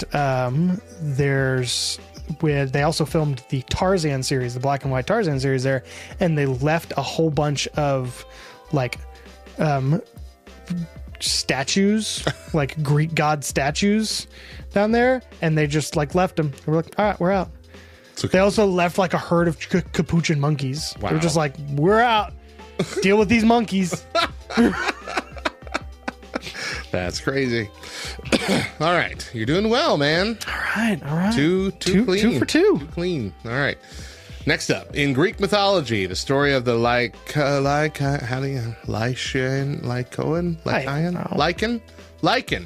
serves as one of the earliest examples of what kind of monster: Cyclops, zombie, vampire, or werewolf. Well, if you're gonna say it that way, I'm gonna probably go with werewolf. Correct. Because that is Cyclops was the only other Greek mythology thing. According to one version of the story, Lycan was transformed into a wolf as punishment for eating human flesh. According to legend, what 3-headed monster was said to guard the entrance to Hades? So this one is fancy. Cerberus, Typhon, Echidna, Knuckles, or Minotaur? Elba. I'm gonna go with Cerberus. Yeah, I wanted to have a bulldog named Cerberus one time. Are you gonna beat me in my own game for with your first appearance? I think so. The Legend of Dracula, your last one. Sorry, the Dracula legend is believed to be based on what historical figure? Giles de Reyes, Vlad Tepes, Sigismund of Hungary, or Waclaw III? So I'm going to go with Vlad Tepes, also known as Vlad the Impaler. You're right. Gosh darn it, John. Dang, I'm so good at this. Yeah, Deidra's going to be upset too because it took her 10 episodes to beat me in a game. My problem is that I'm dumb as a bag of hammers, but I remember everything that's ever been said to me. So, you can't come up with it off the spot, but if you're asked about it, you know it. Hey. Man, that's good. All right, well, 2-0. I'm a winner. You win. That does it for our game. Let's take a trip back to 2001. In the year 2001. Before we dive deep into the history of WCW Monday Nitro, John, share some nerdy facts about the show. Of course. Nitro was known for its celebrity appearances, ranging from Dennis Rodman and Karl Malone participating in matches to Jay Leno and even the band Kiss performing live. These appearances were part of WCW's strategy to mainstream professional wrestling. One of Nitro's most notable achievements was its streak of beating WWE Raw in the weekly TV ratings for 83 consecutive weeks from 1996 to 1998. This period is often considered the peak of WCW's success. Nitro differentiated itself from its competition by airing live each week, a bold move that allowed for spontaneous moments and real-time surprises. This live format heightened the sense of unpredictability and excitement around the show. Which was very different from WWF Raw at the time. Which we'll talk about here in a minute, how WCW utilized that to their advantage. But in September of 1995, the landscape of professional wrestling underwent a seismic shift with the premiere of WCW Monday Nitro on TNT. Under the leadership of Eric Bischoff, WCW sought to challenge the dominance of WWF's Monday Night Raw, igniting the infamous Monday Night Wars. Monday Nitro was innovative, daring, unpredictable, changing the course of sports entertainment. The first episode of Nitro, broadcast live from the Mall of America, was the declaration of war on the status quo. Lex Luger's surprise appearance, having wrestled for WWE just days before, was like the first of many shots across the bow. Several times that being done, yeah. Many shocks that considered or characterized Nitro's approach to wrestling entertainment. Despite signing Hulk Hogan as a launch face of the company, like he was in the press junkets and everything for the launch of the show, it really felt like the Lex Luger thing was really the first blood drawn. Yeah. Because in the first episode, Lex Luger comes out and interrupts a match while Hulk Hogan is doing advertisements for Pastamania. And that's not a joke. Yeah, that's true. They just kept cutting to him. That Pastamania was a restaurant in the Mall of America, and that was what he did in the first episode. So yeah. So as we talked about earlier, facing off against WWE was kind of a key component for WCW for years, especially when Eric Bischoff was in charge. And back then it felt edgy, and today it kind of looks a little sleazy.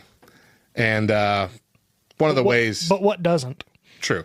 But one of the ways that it was a little sleazy was the fact that they would utilize the fact that they were live and WWE was not by flat out giving results to what was going on over in WWE. Hey. So you didn't have to change the channel. Because that was one of the kind of stalwarts of the time, is that everybody who really loved wrestling but couldn't choose which side to stick with would be flipping back and forth. Every time a commercial came on one, they'd flip to the other. And so you'd miss a little bit here and there, but you'd still be catching the gist of it all night. And WCW utilized that fact to be like, hey, you don't need to change channel at all. Here's what's going to happen over there. Big Boss Man's going to retain the international intercontinental championship. Don't move. Yeah. Stay here. We got this coming up. It was a smart move, but... Until it backfired. Yeah. Very, very big backfire when...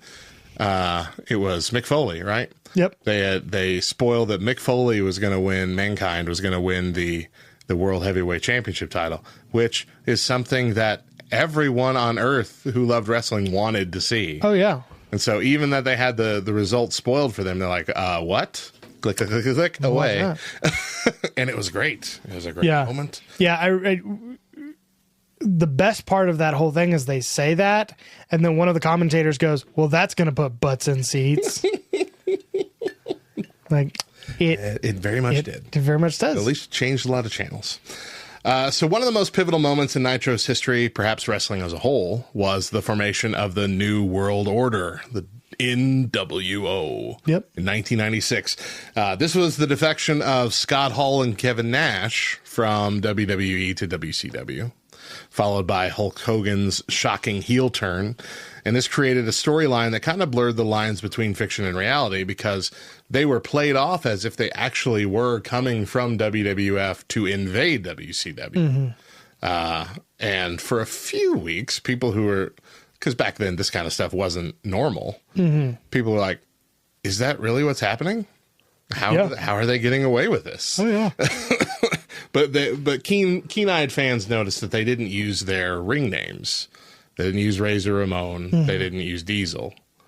And eventually it started to become clear, no, they're just working for WCW now.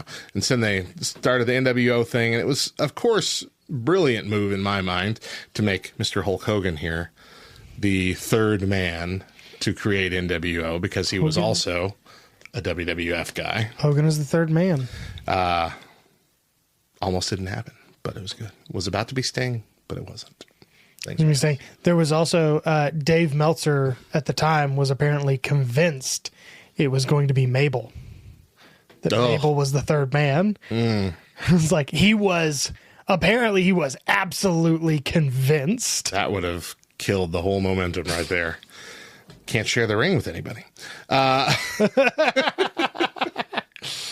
The NWO storyline propelled Nitro to the forefront of professional wrestling, with its ratings surpassing Raw for 83 consecutive weeks. Like we said, this era was marked by innovative storylines, significant celebrity appearances, and roster that mixed established legends with rising stars. For a long time, they did have a good reputation of pushing new talent, especially like cruiserweight talent, though that would falter a bit. Yeah. As years went on. NWO itself would also falter a bit as years went on, as it just got too big, too stale. Yeah. It got to the point where literally half the roster was on one NWO team or another. Yeah. There was normal NWO, there was NWO Wolfpack, there was LWO, there was so many WOs going on. It was the Blue World Order? Blue World Order was still in WWF. Was it WWF? That was Stevie Richards, Blue Meanie. Yeah. Blue World Order. I don't care. It was great. Later to become the Job Squad. Or was Job Squad first? No, I don't remember. They're about the same time. But yeah, it was a great idea. It just got done to death. Oh, yeah. Got done to death. It was killing creativity. It was nice when it went away. And weird when it was brought back in WWF, or WWE, but that's okay. Goldberg's streak was another defining moment. His meteoric rise, undefeated streak became a central storyline, culminating in a victory over Hollywood Hulk Hogan for the WCW World Heavyweight Championship at the Georgia Dome in front of 40,000 fans. This event epitomized Nitro's ability to create larger-than-life moments that captivated audiences worldwide. But, it was a lie. 172-0, I think, is what they ended at. I think so, yeah. Which, no. He wrestled, I think, 50 matches at most. Like, there wasn't anywhere near that. Oh, yeah, because every single one. And I guess you go like, oh, well, it was like live shows or whatever. Yeah. But even with live shows, man, like every week it was 20 more. Yeah. He wasn't a great wrestler, and nobody knew that right away. Yeah. Because they protected him and protected the storyline. Yeah. And so he really only had to like come out, hit a couple moves, and bounce. And so when he finally lost, he like immediately became less of a commodity. Oh, yeah. Like, he was still a big name. People liked him a lot. I remember he was one of the people that were being chanted for Vince to bring over to WWE. Oh, yeah. But still, it was... The shine was off the apple. Oh, yeah. At that point. Well, and I think you're exactly right, because you had, everybody goes, oh, he only came out and wrestled for like 2 minutes. It's like, that's all he needed to. Yeah. He was... You didn't want to watch him for more than 2 minutes. You didn't need to watch him for 2 minutes. Why put a guy on air for 15 minutes when all you need is 2? Mm-hmm. It makes sense. I mean, it was the Brock Lesnar move back then. Oh, yeah. Which was good. But despite all of its success, Nitro's fortunes began to wane toward the end of the 1990s. Creative missteps, management turmoil, and the failure to build new stars contributed to a decline in ratings and relevance. WWE's resurgence, led by the Attitude Era, saw Raw regain and ultimately maintain its position as the premier wrestling show. And in 2001, AOL Time Warner, looking to divest from the wrestling business, sold WCW to WWE, making it the end of Nitro and the Monday Night Wars. Now, during this time, most of this time, the last couple years, it was Vince Russo who was actually in charge of writing, of creativity and development, and also on the camera a lot, like Eric Bischoff had been. And there was a little overlap. They were both on for a while, kind of sharing power, but they didn't quite get along. Vince Russo was actually fairly... instrumental in helping the Attitude Era launch over at WWE. But he didn't like the extra pressure at the time, especially as they were gearing up to launch SmackDown on Thursday nights. He didn't want all that pressure. He took a bigger contract at WCW and made a whole lot of money over there, despite that they were also launching their Thursday night program, Thunder. But there is actually a theory, because it was bad. It was so bad. It was when we had all the Russo booking was rough. Terrible matches. This is when the title started changing hands like every week. Like crash booking is what he called it. Yeah, it was nuts. There is a active fan theory out there that Vince Russo was intentionally planted by Vince McMahon in WCW to tank it. I don't know. That Vince deliberately said, look, they're going to grab you because they want you.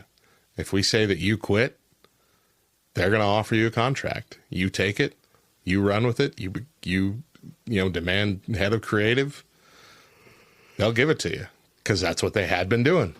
With everybody that left WWE, they'd be grabbing, scooping them up, icing them away. I don't know about that. I don't know. No, I don't believe it either, but that would be some serious espionage. Because Vince Russo has doubled down. Yeah. Vince Russo to this day still believes that everything he did was great. Oh, yeah. 1,000%. He's like, I don't know, bro. It says bro a lot. I don't still know, bro, talking man. about it. We're here. No press is bad press. All right, so let's get to the final Nitro, which was a surreal thing. I did experience this in real time. The final Nitro and the Raw that was happening at the same time. On March 26, 2001, WCW Monday Nitro aired for the last time, marking the end of an era in professional wrestling. The final episode was a night of reflection, of celebration, a couple unexpected turns, encapsulating the unpredictable spirit that had defined Nitro over the years. And in a shocking move that symbolized the culmination of the Monday Night Wars, Vince McMahon himself appeared on Nitro at the beginning of the show, saying, "What do you know? You're watching Vince McMahon on TNT, on WCW. Well, how could that happen?" Vince McMahon appeared to announce that WWF had purchased WCW, and this blended the lines between reality and storyline in a manner only professional wrestling could. Well, we'll get to how that went in a minute. The final Nitro was held in Panama City Beach, Florida. It was kind of weird because it wasn't indoors. And so the last episode also had just a different feeling because it was like an outdoor event. Yes, but that was also one of the things that visually draws me back to WCW, because they did several outdoor. They would do it occasionally, but yeah, it didn't have the same feel as a normal weekly show. Yeah, Let's put it that way. The crowd noise is clearly different in an outdoor show. Yeah. And so it was also kind of hard to gauge the crowd at all different points. I feel like the crowd involvement would have sounded a lot louder had they been in a stadium at the time. But it was a night like filled with emotion for wrestlers, for employees. You heard the announcement team the entire night just saying, we don't know what's going on. We don't know what's going to happen next. Will we be here? Will we have jobs? Will all these wrestlers have jobs? No one really knows. The show featured a mix of nostalgia and fresh twist, including a title unification match between WCW World Heavyweight Champion Scott Steiner and WCW United States Heavyweight Champion Booker T, with Booker T emerging as the victor and becoming the final WCW World Heavyweight Champion. You watched the show, right? We watched it in preparation for this. I did. And I've watched it a couple of times. Yeah. What did you think of that match? It was kind of early in the show. Yeah, I mean, it was a great match, and honestly, that was peak Steiner too. Mm-hmm. I mean, he was so much better than he was before that, and he was after that. I mean, that was really those few months leading up to that. I mean, they were really good. Mm-hmm. And Booker T was great. He did a promo, saying like, "Hey, I'm ready to show anybody that I'm the best and that I can hang with everybody," and da-da-da. I think it was great. No, I thought the match was a good match. And he was arguably one of the largest names that actually came over to WWF pretty much immediately. Right away, yeah. Yeah.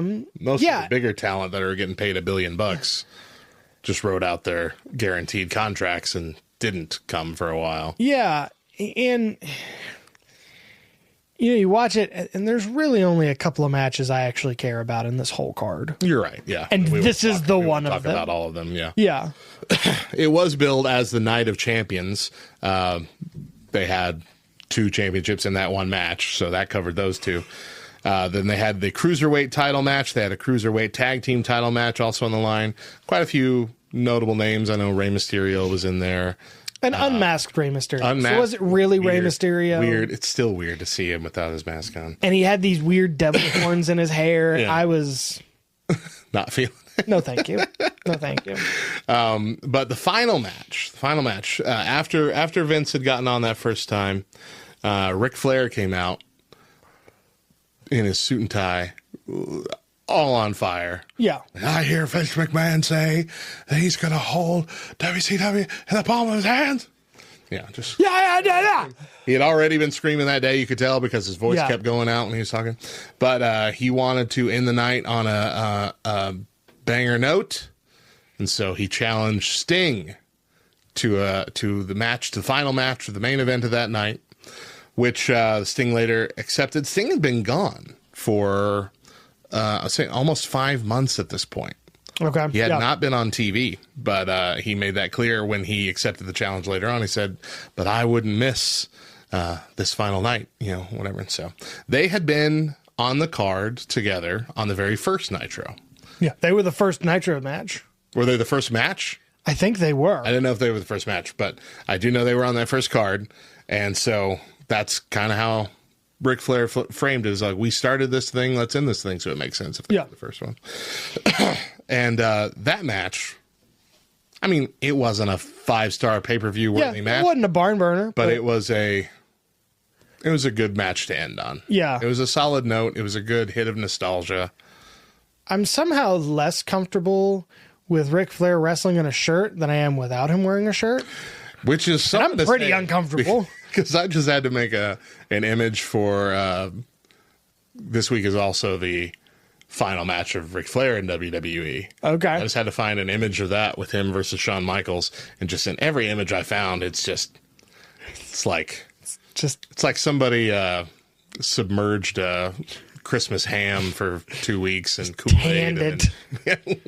It was bad, but it was weird to see him with the shirt on. But it was a decent match, and so this was right before cutting to Vince McMahon live from Raw. Yeah. Now, Raw was offset by an hour. So Vince actually came out at the tail end of the first hour of Raw. But the WCW feed basically just completely cut to Vince here. Vince had been introduced and come out to the ring, and then was told, "Hey, we're not on yet for WCW Nitro." So he started walking back. He had to pretend like that wasn't a good enough entrance, and so he walked back and said, "Do it again" to Lillian Garcia. Lillian Garcia, you could see, is visibly like, "What's going on?" Okay, who is wearing a silk robe? Yeah, it was very strange. Anyway, he came back down, went through this whole thing, made it a storyline. Yeah. So in reality, it was already purchased several days ago. Contracts already signed. It was done. Yeah. He made a storyline saying that there's like a handshake agreement at this point. It's already been signed by WCW executives. He just has to sign it, and he's not going to sign it until that Sunday, which was WrestleMania. Mm-hmm. And he would only sign it if billionaire Ted Turner came down and hand delivered me the contract in the ring at WrestleMania, making this big, grandiose ego move. That's when, for WrestleMania, he had already been in a match set up with his son. There we go, that's the word. With his son, Shane McMahon, and they were going to have a match together. And so Shane's music hits. We assume he's coming out of the ring. He does not.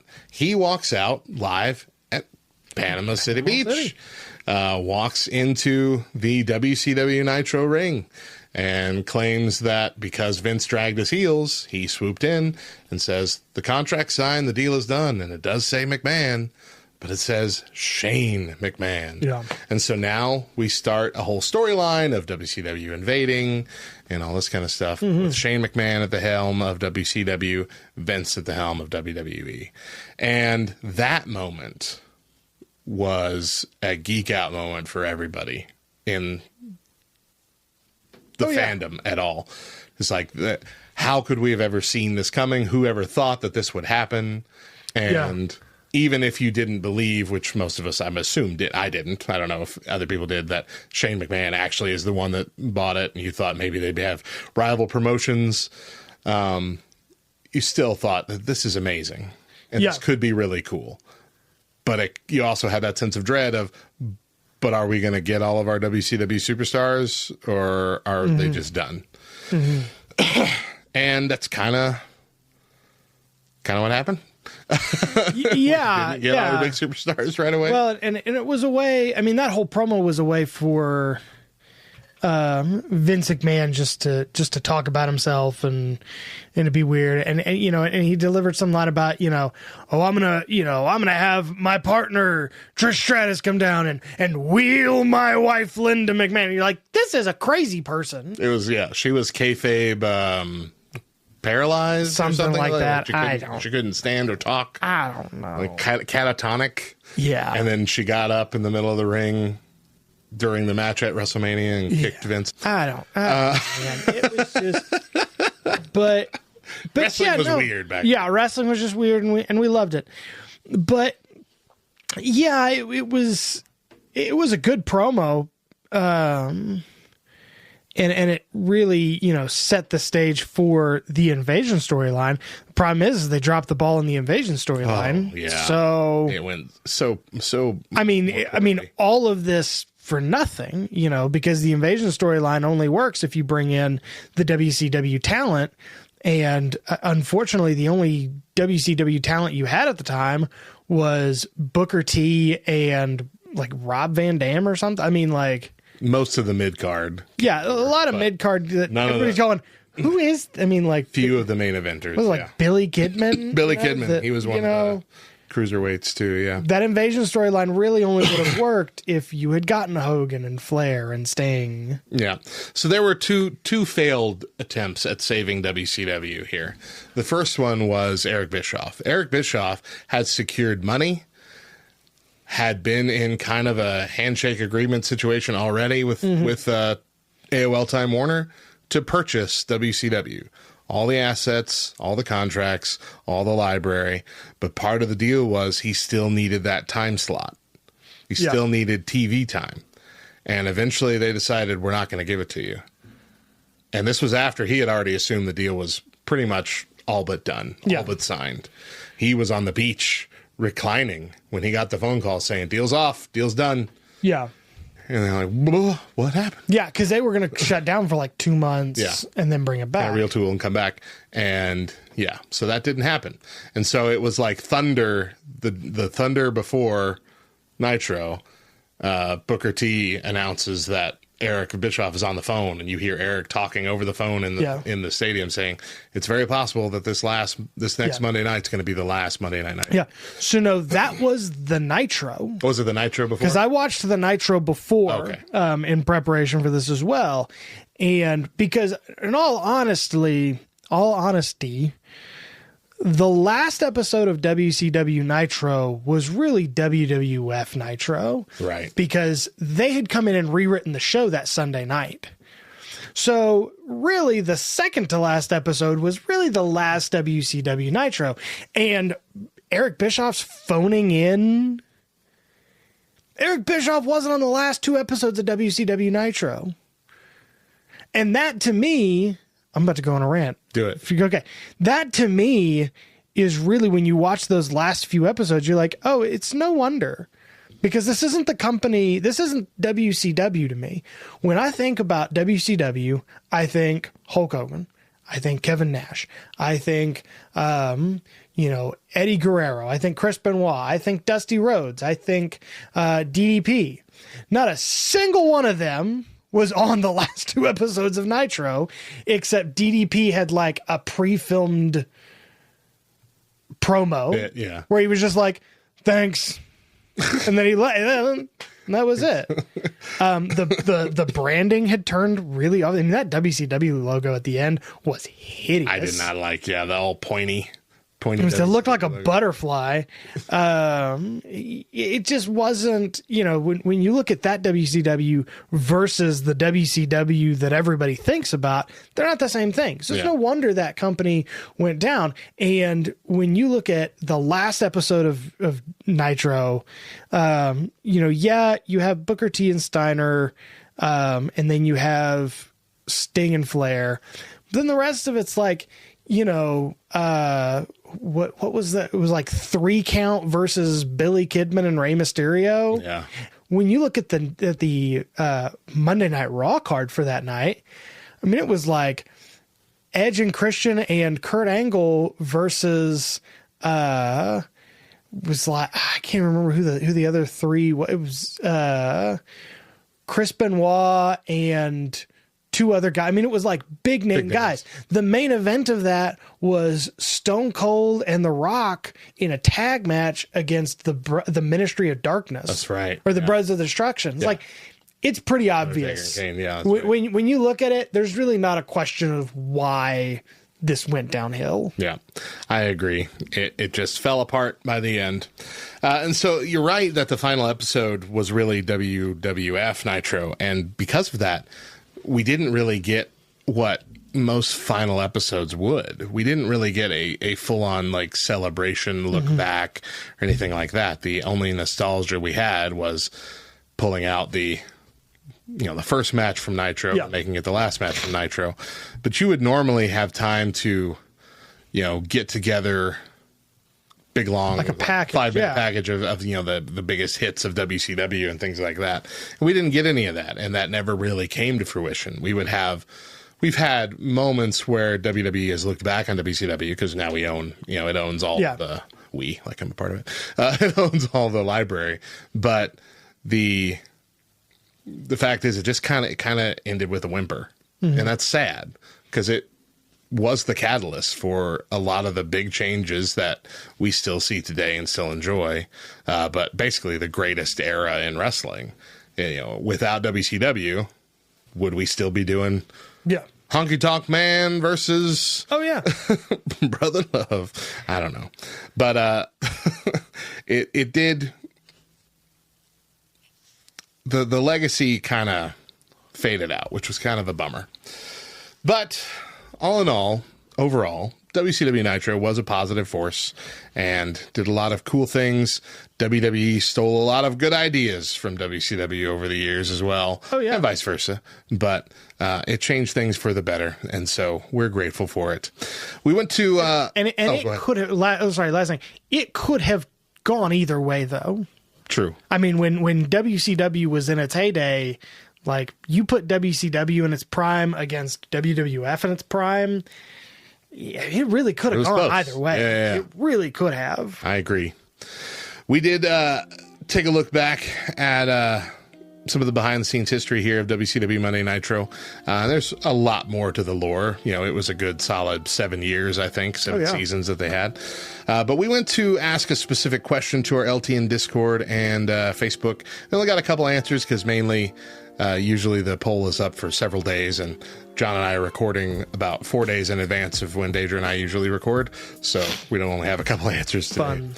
But we asked the question, what was your favorite thing about WCW? We framed it towards people that grew up in the 90s and loved wrestling then, and so we got two answers here. That's How I Roll over on Discord said 100% Crow Sting. Yeah. I was a huge fan of like the opening movie thing that he does, seeing him with his face paint, coming down from the rafters with his signature trench coat and black baseball bat was incredible. And he also loved the Crow, the movie, The Crow. So that made him love it even more. Which good for you, because they're remaking it with Bill Skarsgård. I did not know that. Yeah. That's cool. But yes, the transition from the kind of all-American surfer Sting to Crow Sting was a big deal. And just watching Sting's transformations kind of through every promotion that he's been a part of, it's pretty cool. A lot of people didn't care for it, but I enjoyed Joker Sting over in TNA. You know, it was weird, but I liked it. It served its purpose, you know. But it is that iconic Crow Sting that really like strikes the fear in the hearts of people. Like when he came over to WWE for his very brief run where he had all but 4 matches. Yeah. And he got injured in all 4. 2 of which were on the same night. It was still like, yeah, you get the chills. When he was, I think it was that night when he was it was supposed to be Seth Rollins receiving his statue. Yeah. To go in the WWE headquarters. Sting under and they lift the thing and Sting's under it. Yeah. It's good stuff. It felt great. Goosebumps. Rogar said, I didn't really watch WCW, so he only has a handful of things to go off of, but he's going to say the Judy Bagwell on a forklift match. I mean, but why don't we do that every night? I mean, that's a great, yeah. Well, that's the era of Vince Russo, man. Everything's on a pole. Everything. Oh, man. I had forgotten about rough. Judy Bagwell on a pole. It's rough stuff back Yeah. Yeah. It's... But that was, and that was, again, that was that whole, crash booking or whatever. It's like, this isn't, what are we doing? Right. What's happening? You know? How is this pushing a storyline? I know. Yeah, no, it didn't. For me,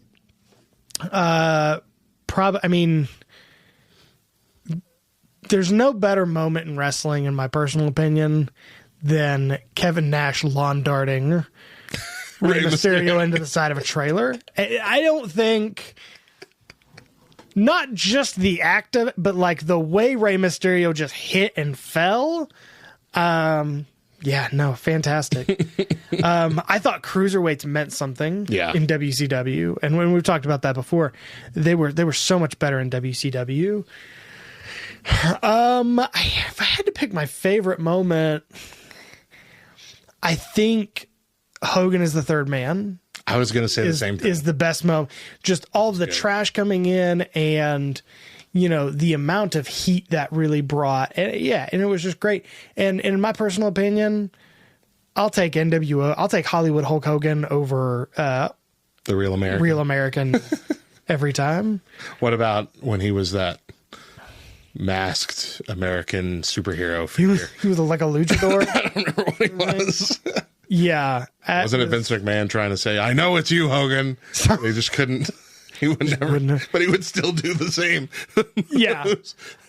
I loved in that promo right after the last Nitro, Vince McMahon goes, "You want to bring over Hulk Hogan so he can do this stupid things with his hands? What is this?" Oh man, back when we could like Vince McMahon. Yeah. I watched that. I also watched those intercut where he's sitting next to Trish Stratus. Yeah. And I'm like, when is Trish Stratus going to come down? Like, when is this? And when do I not want to hear it? Yeah, let's not get into that. That's right now. Let's save that for 2 words. But yeah, they did cut to him as like little backstage segments throughout Nitro. Yeah. Which I don't think were actually on Raw. Like he was cutting different promos for each. Because on Raw, you would have him looking at screens of WWE happening right then, and then it was like supposed to be Nitro Live, but it was Jeff Jarrett and he wasn't on the show. Yeah. He's like, should I keep Jeff Jarrett? You know, that kind of stuff. Like whatever. They had William Regal come in one of those and say, I don't know if you want to do this, and talking down to WCW. And then you had Tony Schiavone go on and say, we had to carry your stupid, butt through this company, Steve Regal. Why don't you just Steve. That was the only time I heard Tony Schiavone like do a like an anti-WWE moment at that point. Any color commentary? Yeah.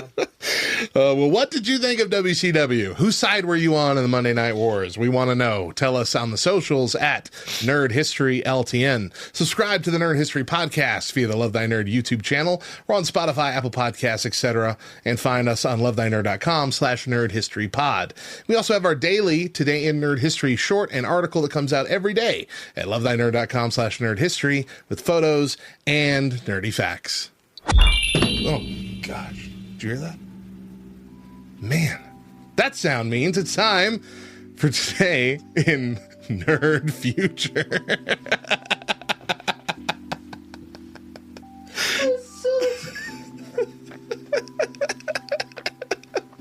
I get Deidra with it every week, too.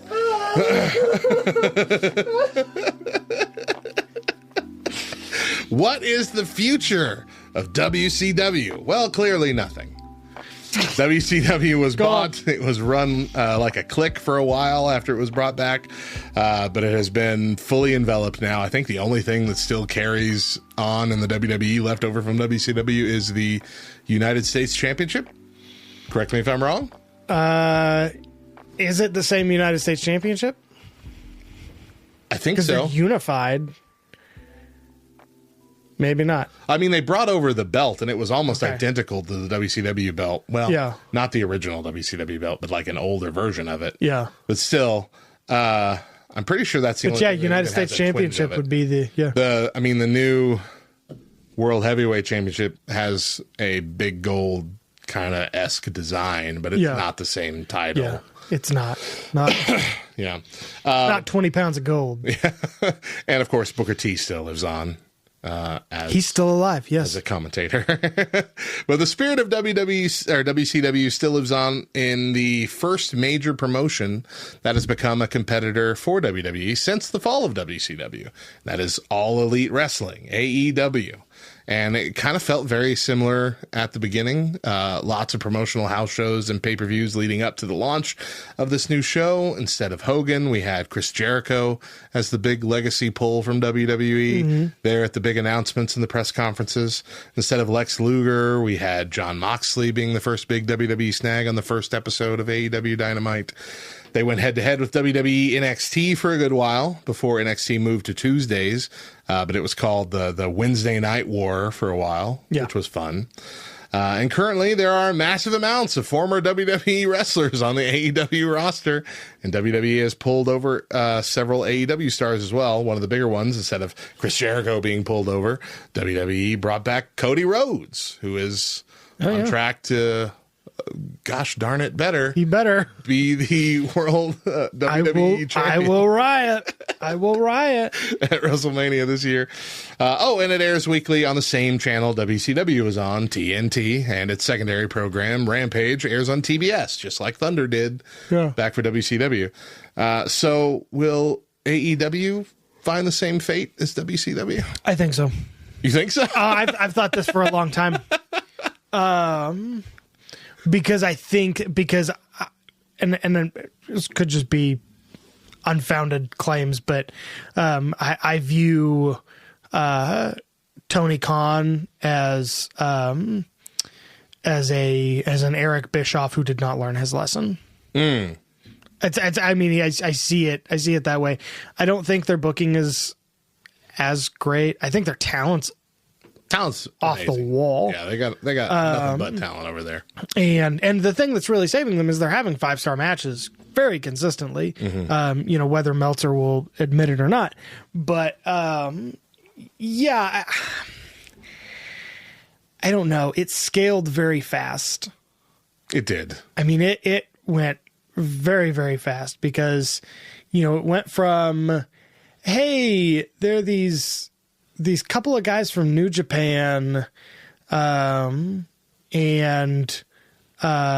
Cody Rhodes. They're putting on a wrestling event. Right. They were just putting on a full indie pay-per-view. Yeah.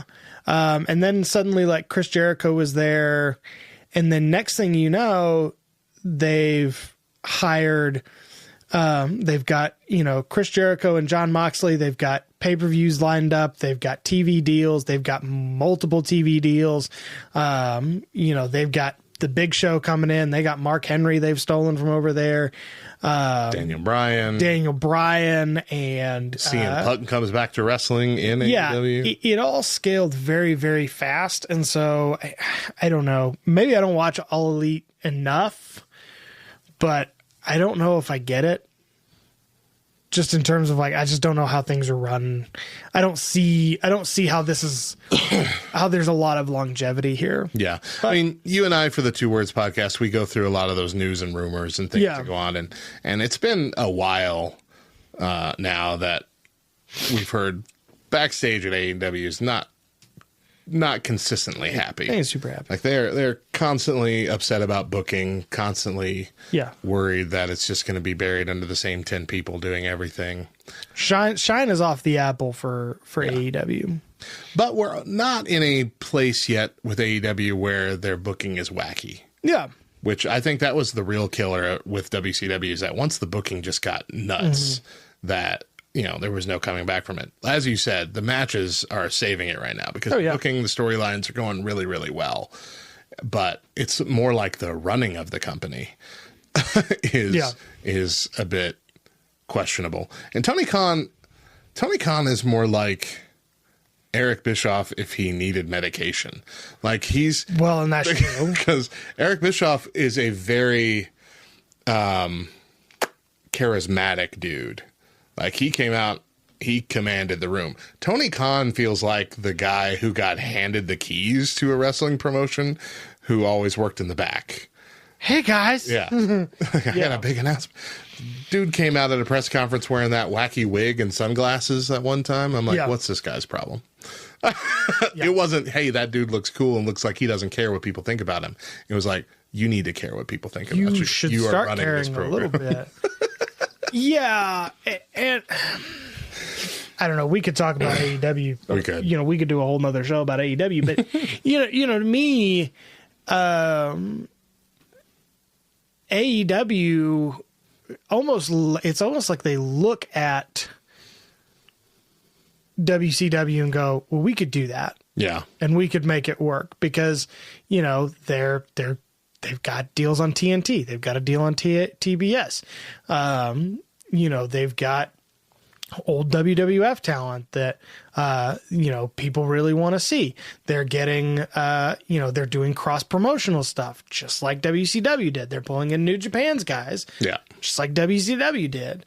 And maybe they're like, maybe they just got Chris Jericho in there going, okay, this is what actually killed the comp, like from the inside, Chris Jericho. Yeah. Chris Jericho. But yeah. No, I agree. Even with Mercedes Moné, which is, oh gosh, I forgot her name. Sasha Banks. Sasha Banks from WWE. If I could remember her name from The Mandalorian, I would have said that instead. Even with her big premiere this last week on the show, it still kind of felt like, okay, great. You're here now. I'm definitely not going to stay here though. Right. It wasn't like this big deal like it felt before. Oh, yeah. When we had Daniel Bryan jump over, like that was a big deal. Yeah. When Jon Moxley jumped over, he was at the Double or Nothing pay-per-view right before the launch of the show, I believe. Wasn't it Double or Nothing? I think it was Double or Nothing. Yeah, where he DDT'd. I think it was Sean Spears. Yeah, somebody onto one of the poker chip things, chip stacks. Yeah. But yeah, it doesn't feel as big now. That doesn't mean that they can't return to form. WWE's clearly had several bad years over the last decade or more as well, and they're getting better. Yeah, I mean WWE is repackaged the Hurt Business as the Pride. You're telling me there's nobody that can compete with that? Grow up, bro. Grow up. Grow up, bro. She came down in a bubble, Doug. Next week, Deidra will be back as we discuss one of the greatest animated Disney movies of all time that doesn't involve a princess. But until then, thank you, John, for joining me on the Nerd History Podcast. Anytime, man. Once again, I am Radio Matt. And I'm John. And remember, in the past, present, and future, Jesus loves you, nerds.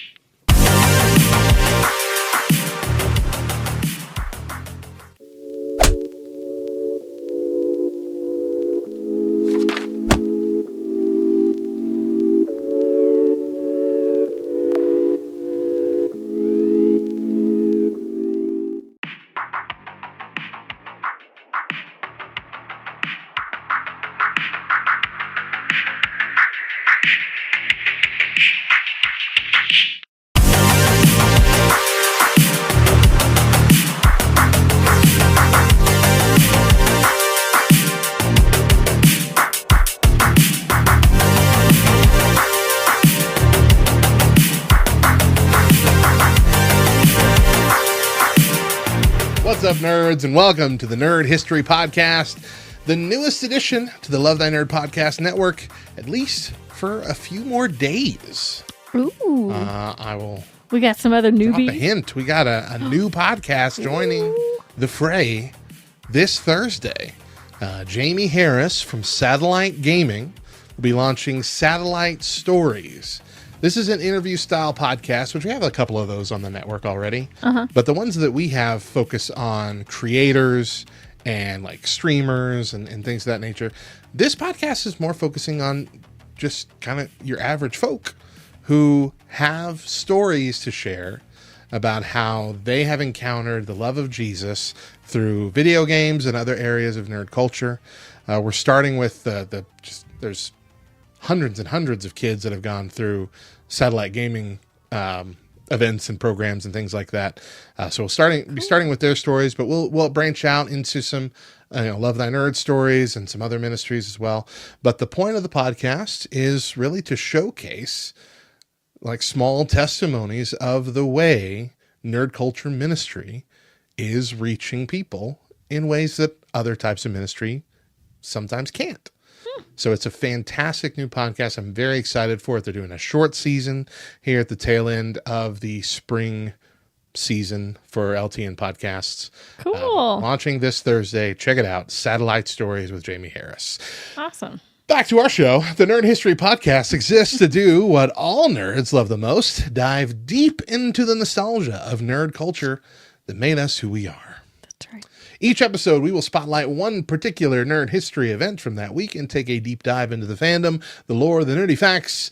I'm Radio Matt. I'm the Director of Content and Resources for Love Thy Nerd and the Station Manager for LTN Radio. And with me today and forevermore is my amazing bride, Deidra. Yo. Welcome back. Oh, yeah. You had a week off. I did. John came in and took your job for you. Did you guys miss me? I think I was more grateful you weren't here, because if you were here, you'd just be rolling your eyes at everything we were talking about. What? You act like I don't like wrestling. You don't like wrestling? No, I hate it. It's the only thing we don't agree on. We are the Nerd Historians, and today on the show, we're taking a look at the history of a Goofy movie. Ooh. which celebrates its 29th anniversary Ooh. this my week. Oy. Oh, man. So you watched this with the kiddos a couple weeks ago. I did, yes. Right? I prepared because it had been a few years Yeah.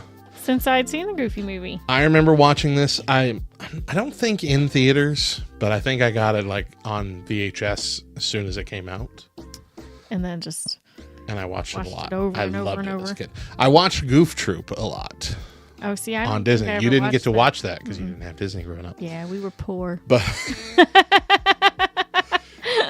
Goof Troop was kind of what established Max, his son, established Pete and his family. Okay. Because we had Pete and we had Goofy. Wow. I thought they were new characters like to the movie. Oh, no. Goof. Cool. The movie is actually like a sequel to the show. Which Well, now I wanna watch maybe the not show. a lot of people know. But Goof Troop was, I think it had 2 seasons. On Disney Plus, it's just listed as 1 season, but it's 78 episodes. Holy crap. So, I don't know. But it wasn't great. It wasn't bad, but it wasn't great. They started with Goofy and Max lived in like a rundown camper on a lake. And the story starts with Goofy finally gets his high school diploma. Like he was doing like a mail by course, and finally gets his high school diploma, which means he could apply for a job in Spoonerville. Okay. And so they pack up immediately and move to Spoonerville. Move in right next door to Pete and his family, which also all his family are new characters to the show. But yeah, so this is set where Max is still a kid. I don't know how old, 10-ish, maybe. Okay. It was voiced by Dana something or other. I didn't write her name down. But this is not about Goof Troop. This is just so forget her. What did you watch as a kid? What did you watch? I was very sheltered, Now, honestly, for 4 years we were in Germany, right? Yeah. And so you did have to pay for something in English. Oh, I didn't think about that. So so we had Cartoon Network. So I didn't know you had Cartoon Network growing up. yeah, I had Cartoon What did Network. you watch? Fred Flintstone? Powerpuff Girls. Yeah. Dexter. What? Yeah. How did I not know this about Lots you? of I loved both those shows. lots of Scooby Doo. Right? Was it on? Yeah. It's Hanna-Barbera. It was on. Okay. Yeah. I hated Scooby-Doo. I've never enjoyed Scooby-Doo. No version of it has been fun to me. Maybe that's why our kids, I was just talking to my niece tonight and she's like, your kids have never seen Scooby-Doo? No, maybe that's why, because Dad doesn't like it. Dad doesn't like. Well, no, because it's got. Even if it's always, It it's is old, a little Mister spooky, Yes. Billington. Oh, who would have thought it was Off him? that guy. But there's always like spooky stuff at the beginning. They're like, oh, okay, Yes, yeah. that's a guy pretending to be a ghost, doing things only ghosts can do. But no, it's fine. It's just a guy in a mask. But that's like the beauty of it, because Is it? it teaches them that those things aren't real. It's just a weird, creepy guy in a mask. I think Five Nights at Freddy's can do that too. And we're not going to let them watch that either. So Yeah, that's what I watched. I I watched loved me. Dexter's Lab. Cartoon Network. Dexter's Lab might have been my favorite show for about a solid year when I was a kid. I really did like Dexter's Lab. Yeah. Omelette du fromage. What's this? That? Dee Dee. Okay. Dee Dee. See, Ta-da. I'm Deidra, Yeah, and my nickname was Dee Dee. So, yeah. I've never called you that, and I never will. That's That's good. weird. It's weird. It's weird when people just like decide to start calling me D. Like, excuse me? I don't go by that. Did like, not give you permission for this why am I whatsoever. Why am I suddenly nicknamed? You're like, hey D. You can say the whole name. Say Just my kidding. name. What did your parents think of the shows that you watched? I really don't know. You don't know? because, man, my boys know how I hate their shows, right? How do I not know? I don't know. They must have enjoyed them then. I guess I feel like I would have enjoyed it. Dexter. Yeah. I'd enjoy it now. There if they were were some watching. parts of Powerpuff Girls where I was like it was too much for me. Oh, Joe.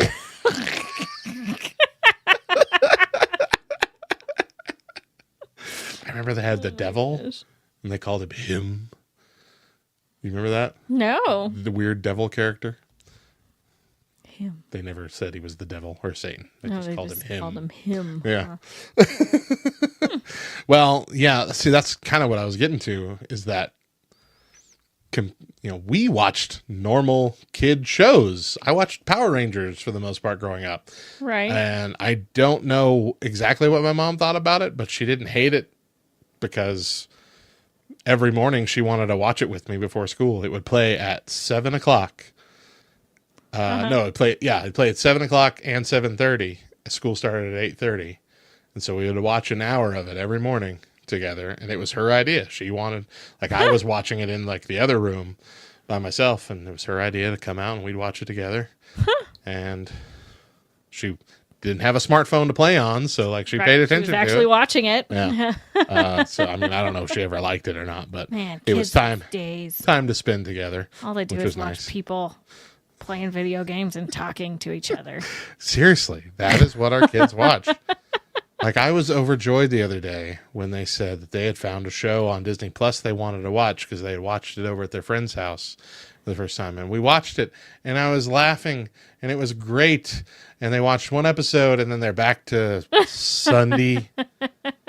I wouldn't hate... That might be my fault because I told them I wanted to pre-watch the Disney show. Disney tends to be a little too drama-y, too dramatic. It was pretty dramatic, but it was a funny kind of dramatic because there was a puppet that came to life. Yeah. Okay. I just don't like the whole, we have to keep secrets from our friends for their good. But it always backfires. Don't tell my friend this. We're And going then to it tell this backfires. but it's all about telling little white lies to your friends. And then they always get in trouble for it. I don't understand what the problem is. It's a life lesson. But the only thing that I don't like is just this. I could stand it if it wasn't for the fact that for some reason the YouTubers who play more towards children are so loud. So They are always at this volume, no matter how sad, mad, happy, whatever they are. They're always just shy of screaming. And I don't understand. It's almost monotone, but just enough not to sound like a normal voice. But it's like they're talking to someone in another room. It doesn't bug them because that's how they talk to each other. Because they can't hear themselves. because they can't hear anything else. But it bugs me. Oh, goodness. Have some emotion. Anyway. All that to say. Uh-huh. A Goofy movie was such a good movie. It was. And something that I watched proudly as a child and watched proudly as an adult. And I wish our kids loved our movies more. It does stand as a... Well, first, I need to say the line. Let's take a trip back to 1995. Yeah. A Goofy movie stands as a unique testament to the power of storytelling, animation, and music woven together to create a tapestry that has captured hearts across the generation. Yes. So as I said, this kind of launched as Goof Troop. Okay. It was an early 90s TV show. It lasted for, like I said, 2 seasons. Most of it was on the Disney Channel. The second half of the second season moved to ABC. Weird. Which Okay. I think it's because it was dying. So they were like, go over here now. They started hitting... Because this was supposed to be kind of like a sitcom for kids. Okay. It was focusing on family life in suburbia, this kind of thing. But they started doing things where like, well, instead of that, how about every third episode, we tell a story about Goofy's relatives in the distant past. Cowboy goofs and cavemen goofs and all this. And I'm like, ugh. That's weird. It's like The Simpsons fell into that for a while. Like in the late 20s seasons, it was like every other episode was like, well, let's go back to see what Simpsons would be like in Roman times. Let's see what Simpsons would be like during the Salem witch trials. Yeah. And it wasn't the Treehouse of Horror episodes. This was just bonus episodes of not telling you a new story in the current timeline. And we don't got anything. Hate current. those. Yeah. I hate them. That's when you can tell things need to be changed. But anyway, this did introduce audiences to Max. Setup offered a fresh perspective on Goofy, who at this point had just been a goofy, lanky, klutz kind of character. Mm-hmm. And he still is, but he's also a dad. Focused on friendship, family, everyday trials of suburban life. Besides Goofy and Max, the show introduced Pete Jr., PJ, Pete's son. Okay. And other characters laying the groundwork for the movie. So they leap from the TV series to the feature film, which would allow for a deeper exploration of the relationship between Goofy and his son. Right, right. And the sad note is that Goofy had another son. Oh, dear. And his name was Goofy Jr., and he was in cartoons as far back as 1951. Okay. And then they just retconned him out of existence. Did he look anything like Max? He looked like Goofy. I don't know if he looked exactly like Max, but okay. Some people try and say, well, yeah, that's Max. No, it's not. Not once has Max ever called Goofy Jr. No. That's his fear, actually. He does not want to be Goofy Jr. His name is Maximilian. Maxley? I tried to tell you, Goof. I started it. You did it. You gotta keep that boy reined in, I tell you.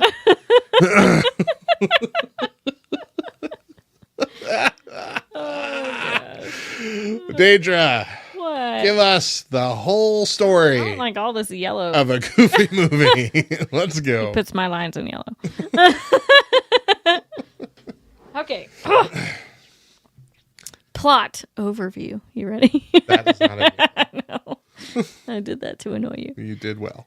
A Goofy Movie is a animated musical comedy film that centers on the relationship between Goofy, a lovable but clumsy single father, and his teenage son, Max.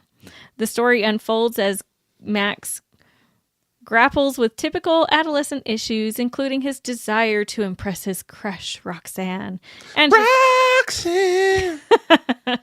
and his efforts to assert his independence. Are we gonna have to are you allowed to sing that? That much, yeah. The plot kicks off with Max's plan to impress Roxanne going awry, leading to Goofy's concern that... Oh, I thought I said something wrong. Leading to Goofy's concern that he's losing his connection with the son. In an attempt to mend their relationship and steer Max back on the right path, Goofy decides to take him on a cross-country fishing trip. However, Max has other plans and secretly alters the trip's route to lead them to a concert in Los Angeles, where he hopes to achieve his dream of performing on stage to impress Roxanne. Da-na-na. Da-na-na. Conflict. Throughout the journey, Goofy and Max encounter various mishaps and adventures that bring them closer together despite the initial deception. The film explores themes of father-son bonding, the challenges of growing up, and the importance of honesty and communication in relationships.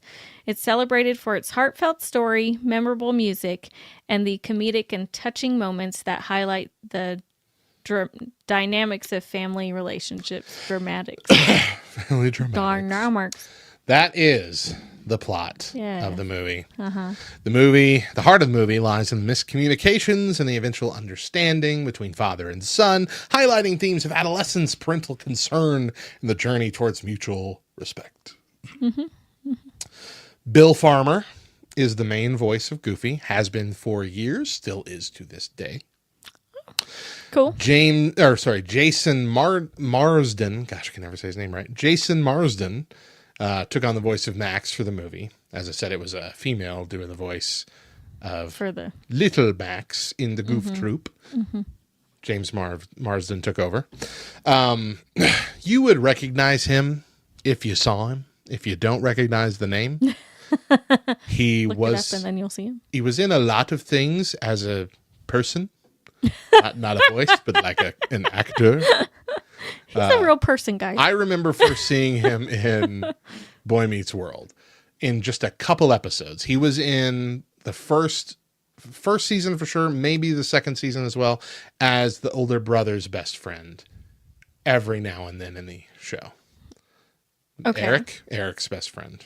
Okay. I do remember there was like the friend. Yeah. But was there several or was it just that one guy? Well, he was the main best friend at first. He voiceovers a lot of things. VOs. He's a VO actor.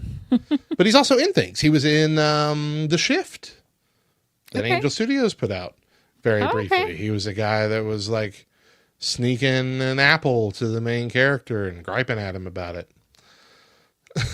See, now I gotta go watch that again. I gotta go watch it and see. Cool. Anyway, fun fact before we move on. No one knows anything about Goofy's wife, Max's mom. Oh. Never explored. No story. Nothing. No story, never, ever? Never nothing. Never not once. Wow. Nothing. Wow. There's a lot of theories. Does Pete have a wife? Oh, yeah. Wacky hair. Okay. She is introduced as a very kind of hyperactive, very sweet, very soft-spoken, but also very excitable kind of person who immediately switches to yell at her daughter who's playing with worms. I told you to stop! Watch your hands! It was very funny and shocking with the first episode of Goof Troop. Go watch it. It's great. I feel like I connect with her as a mother. Wow. Yeah. That's a real parent right there. I'm just now putting that together. Ooh. Anyway. Yes. Cool. Yes, indeed. Okay. So But no mom. All right. So the movie came out. Early criticism of the movie was that, yeah, okay, whatever. A goofy movie. That's exactly what it is. Critics often compared it unfavorably to other Disney films in the era. The box office was modest. It wasn't a hit. It did not reach the height of Disney's normal blockbuster animations during the time. However, over the years, a Goofy movie found its audience resonating deeply with those who grew up in the 90s. Its authentic portrayal of teenage angst and parent-child relationships, combined with a very memorable soundtrack, helped it achieve a beloved status. I would dare say this is one of the best representations of a struggle between father and son trying to coexist. Right. We just want to love you. And then like just... You don't understand me, Dad. Yeah. I gotta be me. What's important to you is not important to me, okay? And you learn that to hold them, to have them, you have to let them go. Yes. Just a little bit.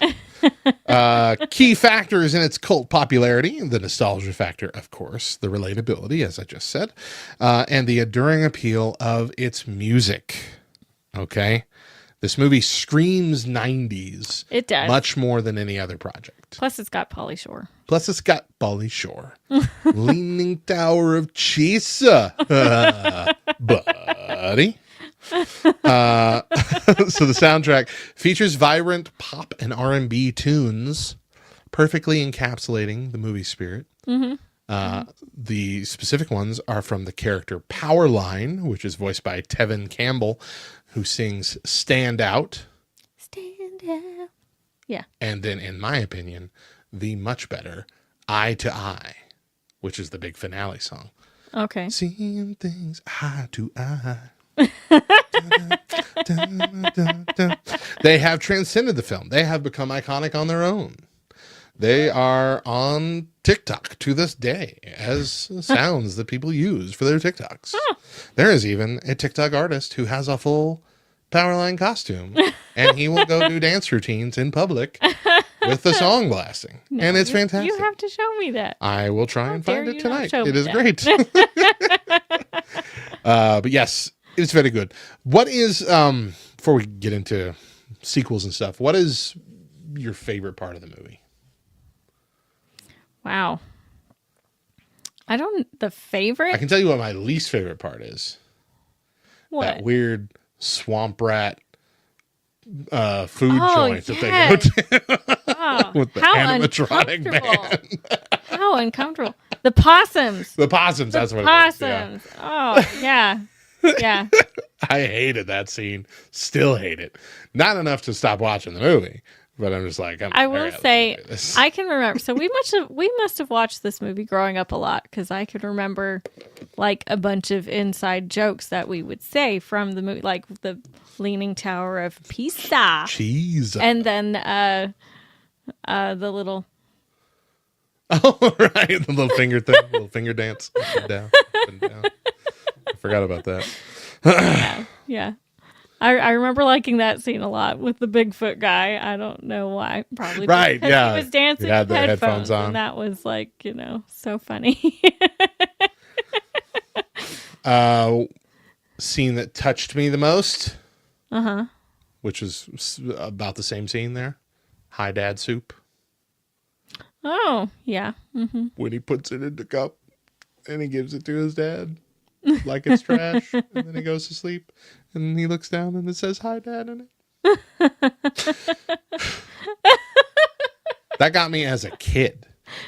Really? Before I could even comprehend the emotions of it, they wove the soundtrack to that so well that it made me emotional as a child. Huh. And that's how I knew they were manipulative. They knew what they were doing. Thought you were going to say that I'm an empathetic person. Oh, or that too, something. yeah. But no, my favorite scene is actually the very beginning. The first two, it's like the first 15 minutes of the movie, which are the first two songs. Like in the high school with I love him. the song where the whole scene where they're going to school as the last day of school after today. After today, our brains will be Susan. Oh, yeah. Shooting jock straps across the thing at each other. No more Jim, no more Jim. I love that. And then getting into the prank, or it's not a prank, I guess, but the performance thing that they put on where he's dressed as Powerline and he's singing Stand Out and flying all over the auditorium. That was really cool. I love those two. That whole 15, 20 minutes is my favorite. Yeah. That's really good. It's fun. So this movie was in 1995. In 2000, they came out with the new movie.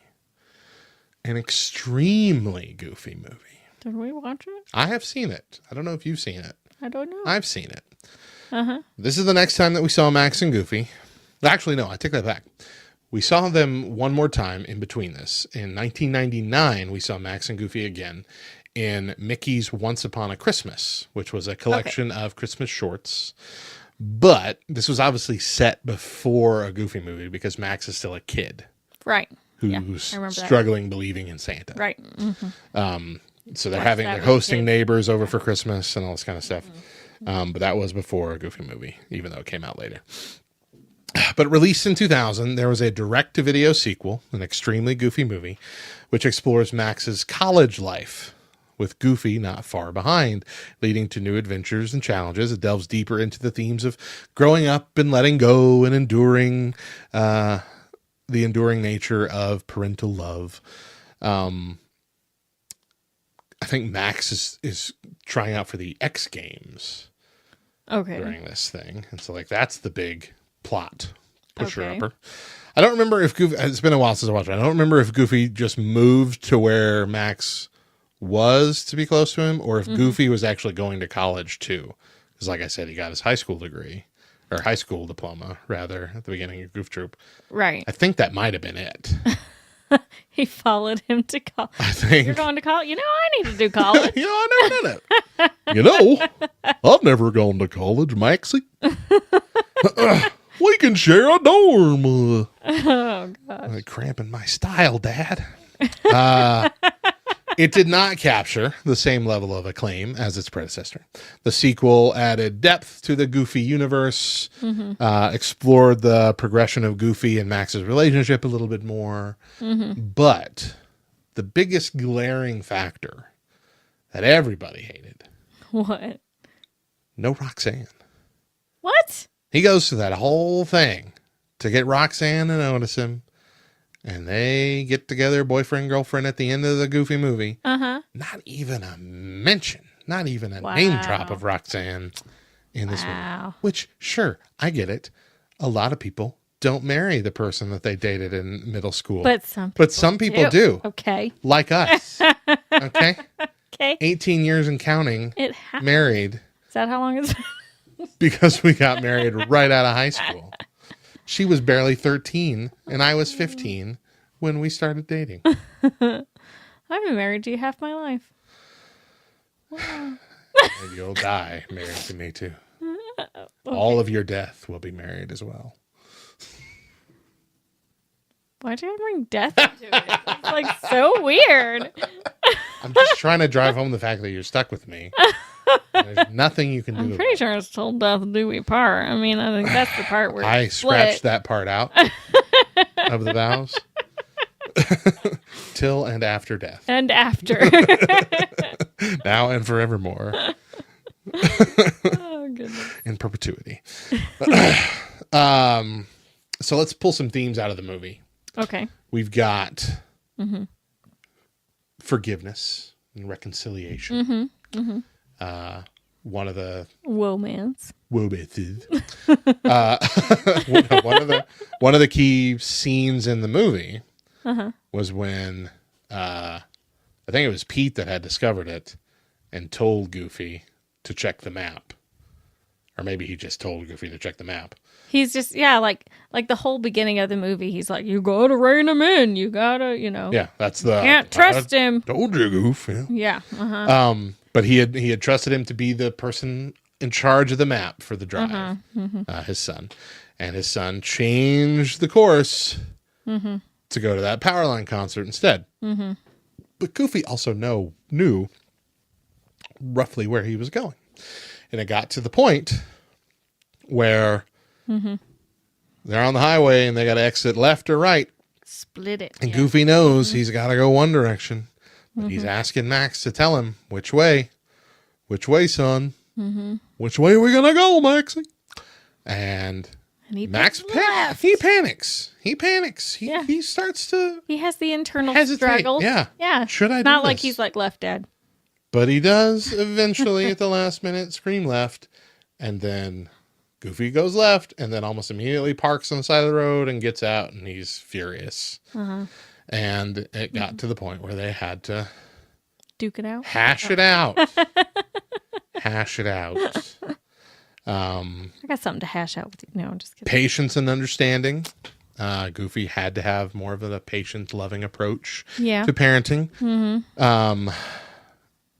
Honestly, as an adult, as a dad now who has a kid who just turned 10, and we're heading into those years. They're about to be here. I'm nervous about this kind of stuff. I'm nervous about it. Especially like the lying thing. Because Eli will just lie for no reason just because it's convenient. I caught him this very morning We have a camera in the living room set up because every now and then I'm working in here and my daughter's in there eating. And so I like to have a camera set so I can make sure she's fine. I had it turned on because the boys are usually up early and they come and they get their Kindles and they get to play for a little bit. And they hadn't gotten up. It had been like an hour later. So I turned my camera on to see when they got up. And I see my son like run into the bathroom and run out. And the rule is you got to go brush your teeth. And we got the 2-minute timer toothbrushes. You got to go brush your teeth before you can come get your stuff. Mm-hmm. He did not do that. He ran in, came to get his stuff. I said, "Did you brush your teeth?" "Yeah." And then I pointed at the camera. I'm like, "No, you didn't." He's all, "Since when do you have a camera on us in the morning?" How dare you? I am betrayed. Oh, boy. It's like, oops. Well, I guess I didn't. Yeah, you know what? I was driving home from church on Wednesday. Yeah. Was that just last? Holy That crap. was yesterday. That was yesterday. Okay, From anyway. where we're recording this. Yeah.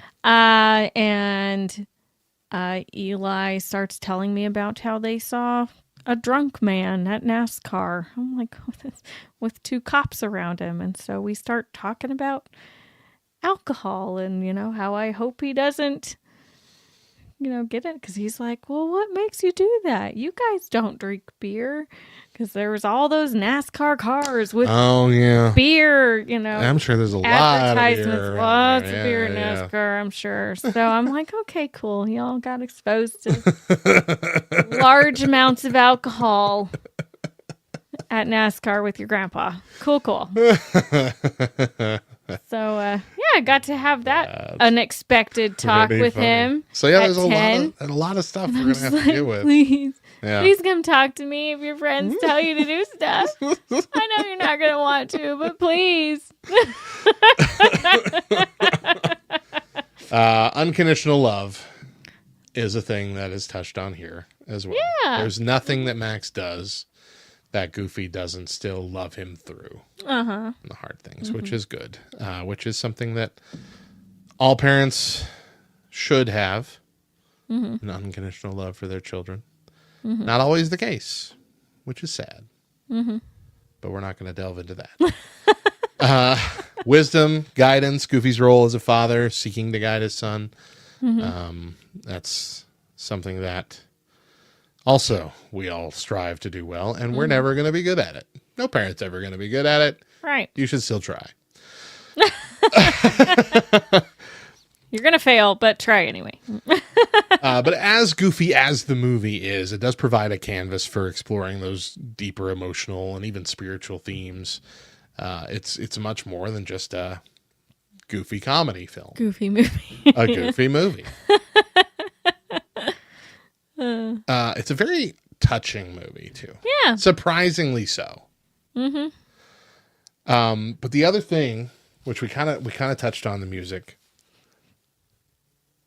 How good is this music?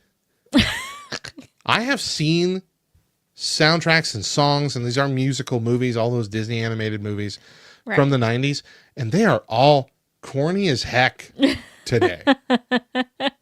These songs still hit. They are still so good. Yeah. They were good music. How did they do it? How did they pull that out for a goofy movie? Right. So good, so funny, so memorable. Really good stuff. So we did, speaking of the music, we did ask LTN. We went to the LTN Discord and asked, what was your favorite song on the, there we go, on the soundtrack, with the main ones, the songs with words are the only ones that we put on there. Okay. Stand Out. After Today, so those are the first 2. After Today, Stand Out, On the Open Road. Oh, yeah. We'll find it on the open road. And like all the cars are passing. They all sing. And they're all singing along.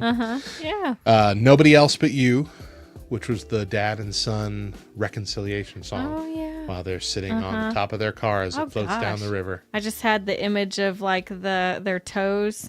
Like the little fish getting on their toes. Yeah. Nobody else but you. And then Eye to Eye, Powerline concert finale song. So what do you think was voted the number one song by LTN Discord? I'm going to say After Today. No. Okay. You asked. Clearly, it's going to be one of the two Powerline songs. The last one. No, come on. Stand out. Stand out. Got 37.5% of the vote. Okay. And then the other one, Eye to Eye, the last one, got 33 and a third of the close. vote. Yeah, That's close. After Today was the first non-Powerline song at 12.5% of the vote. And then the last two were tied with 8 and a third percent of the vote, which on the open road, nobody else but you. But Powerline, man. Powerline. Everybody Who knows. would pick on the open road? It's Powerline. Favorite. It's just weird. So I'm going to read this because I didn't change it. What do you think of a Goofy movie? Did you watch it as a kid? Have you watched it as an adult? Do you love it? If you don't love it, why are you a terrible person? We want to know. Tell us on the socials at Nerd History LTN. Subscribe to the Nerd History Podcast via the Love Thy Nerd YouTube channel or on Spotify, Apple Podcasts, etc. And find us on lovethynerd.com/nerdhistorypod. And we also have our daily Today in Nerd History short and article that comes out every day at lovethynerd.com/nerdhistory with photos and nerdy facts. Golly. Forget it every time. Did you do that with John? I did. Ah! And it got him. It got him good. He's like, I was like, did you hear that? He's like, no.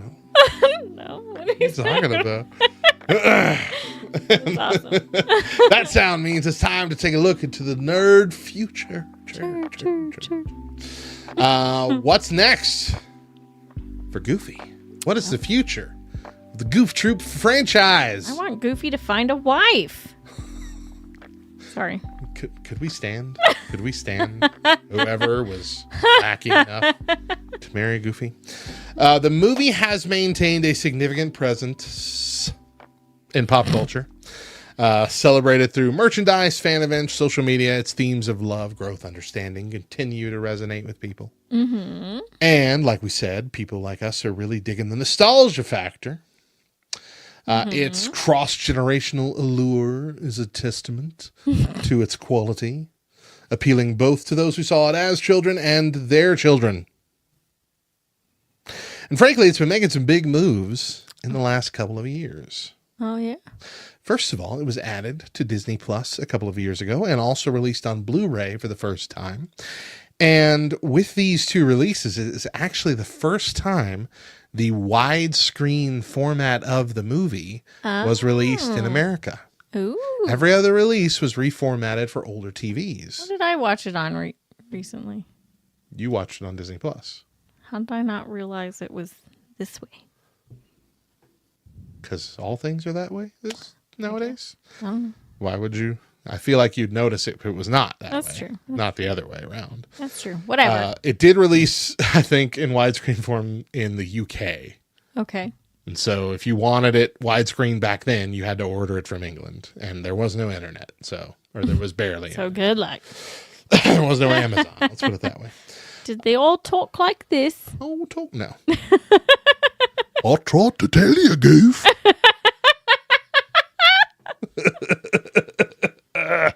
You proud of me for that? That was pretty good, wasn't it? At last year's D23 event, the big Disney yearly fan expo, they held a special Goofy movie event for the D23 Gold members in the El Capitan Theater in Hollywood. And it was packed. Really? They watched the movie. They watched live musical performances. They had Goofy and Max costume dancers up there. They had special concessions and merch, including a package of Power Lime candy, which I would have been all about. It is arguably the most popular it's ever been, at least since the late 90s.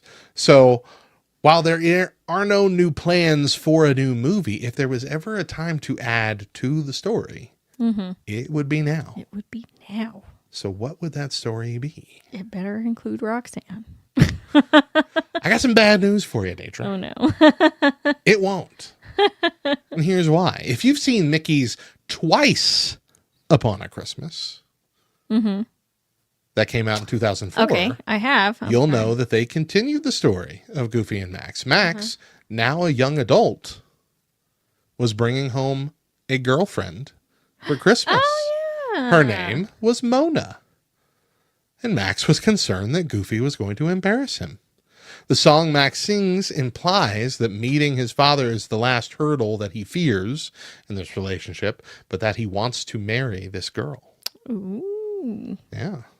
So, say they announce a sequel movie today, coming 2025. What do you want to see in that preview? You want to see Max and Mona married with a couple of kids? Teenage son, maybe? Young daughter? Maybe the son is a goofball nerd? And Max is struggling to connect with him, but in the opposite way as in a Goofy movie? That'd be cool. Wanting him to be more normal like Max was? They all visit Goofy, Grandpa Goof. And Max relearns accepting goofiness in his life. Is that what you want? Fantastic. It sounds great, doesn't it? Doesn't it sound like an instant classic? Oh. Grandpa Goof, meanwhile, is having like a side story with the little daughter. Aw, that'd be cute. Granddaughter. I think that would be a fantastic movie. Disney, hit me up. I've got it. I've cracked the code. That's all you got, right? So, that's all you need. Okay. It's 90 minutes. What else do you need?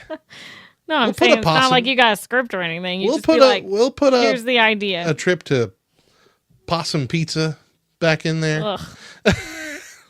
It's now a nationwide phenomenon since the first movie. And it's not creepy at all. No. Those animatronic possum bands. Mm-mm. Is there anything you like in the movie? Was like the something happens. They're outside the restaurant at that possum place. Like, yeah. Oh, his dad like makes him dance or something, and he's like, "Stop it!" And then like everyone is laughing at them. That's right. And he's embarrassed. Yeah. But it was like they were all clearly supposed to be like Hicktown kind of people. So that was weird. Deidra.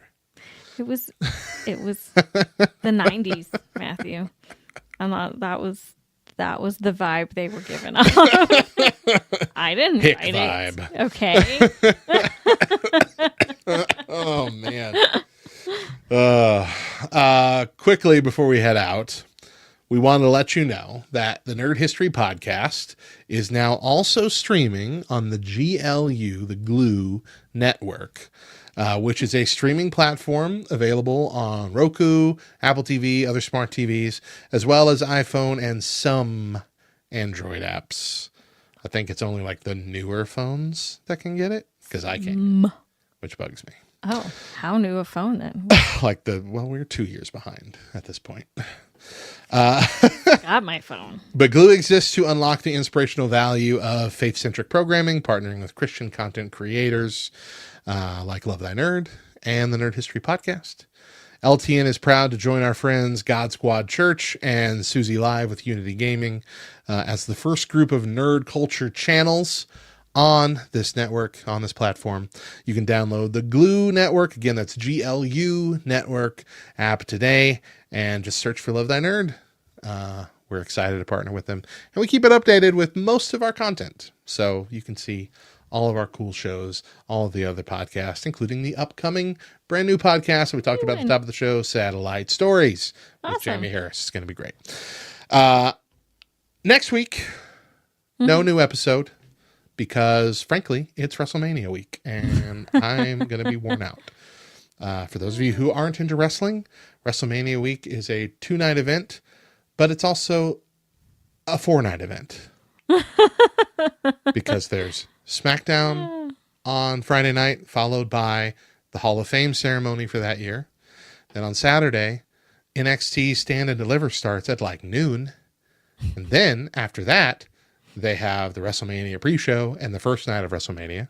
Then on Sunday, the second night of WrestleMania. Then on Monday, it's the Monday Night Raw after WrestleMania, which is always the wildest Raw of the year. So it is 4 solid days. And that's just the WWE stuff. All the other promotions are putting together stuff for that weekend too, because it's the biggest weekend in wrestling. Wow. So I'm not doing a show. All right. Next week. You can suck it up and you can do 2 things, okay? Nothing and like it. Is that a wrestle thing? No. Okay. I thought that was like someone's. It's someone's something, but I don't think it was from wrestling. I was like...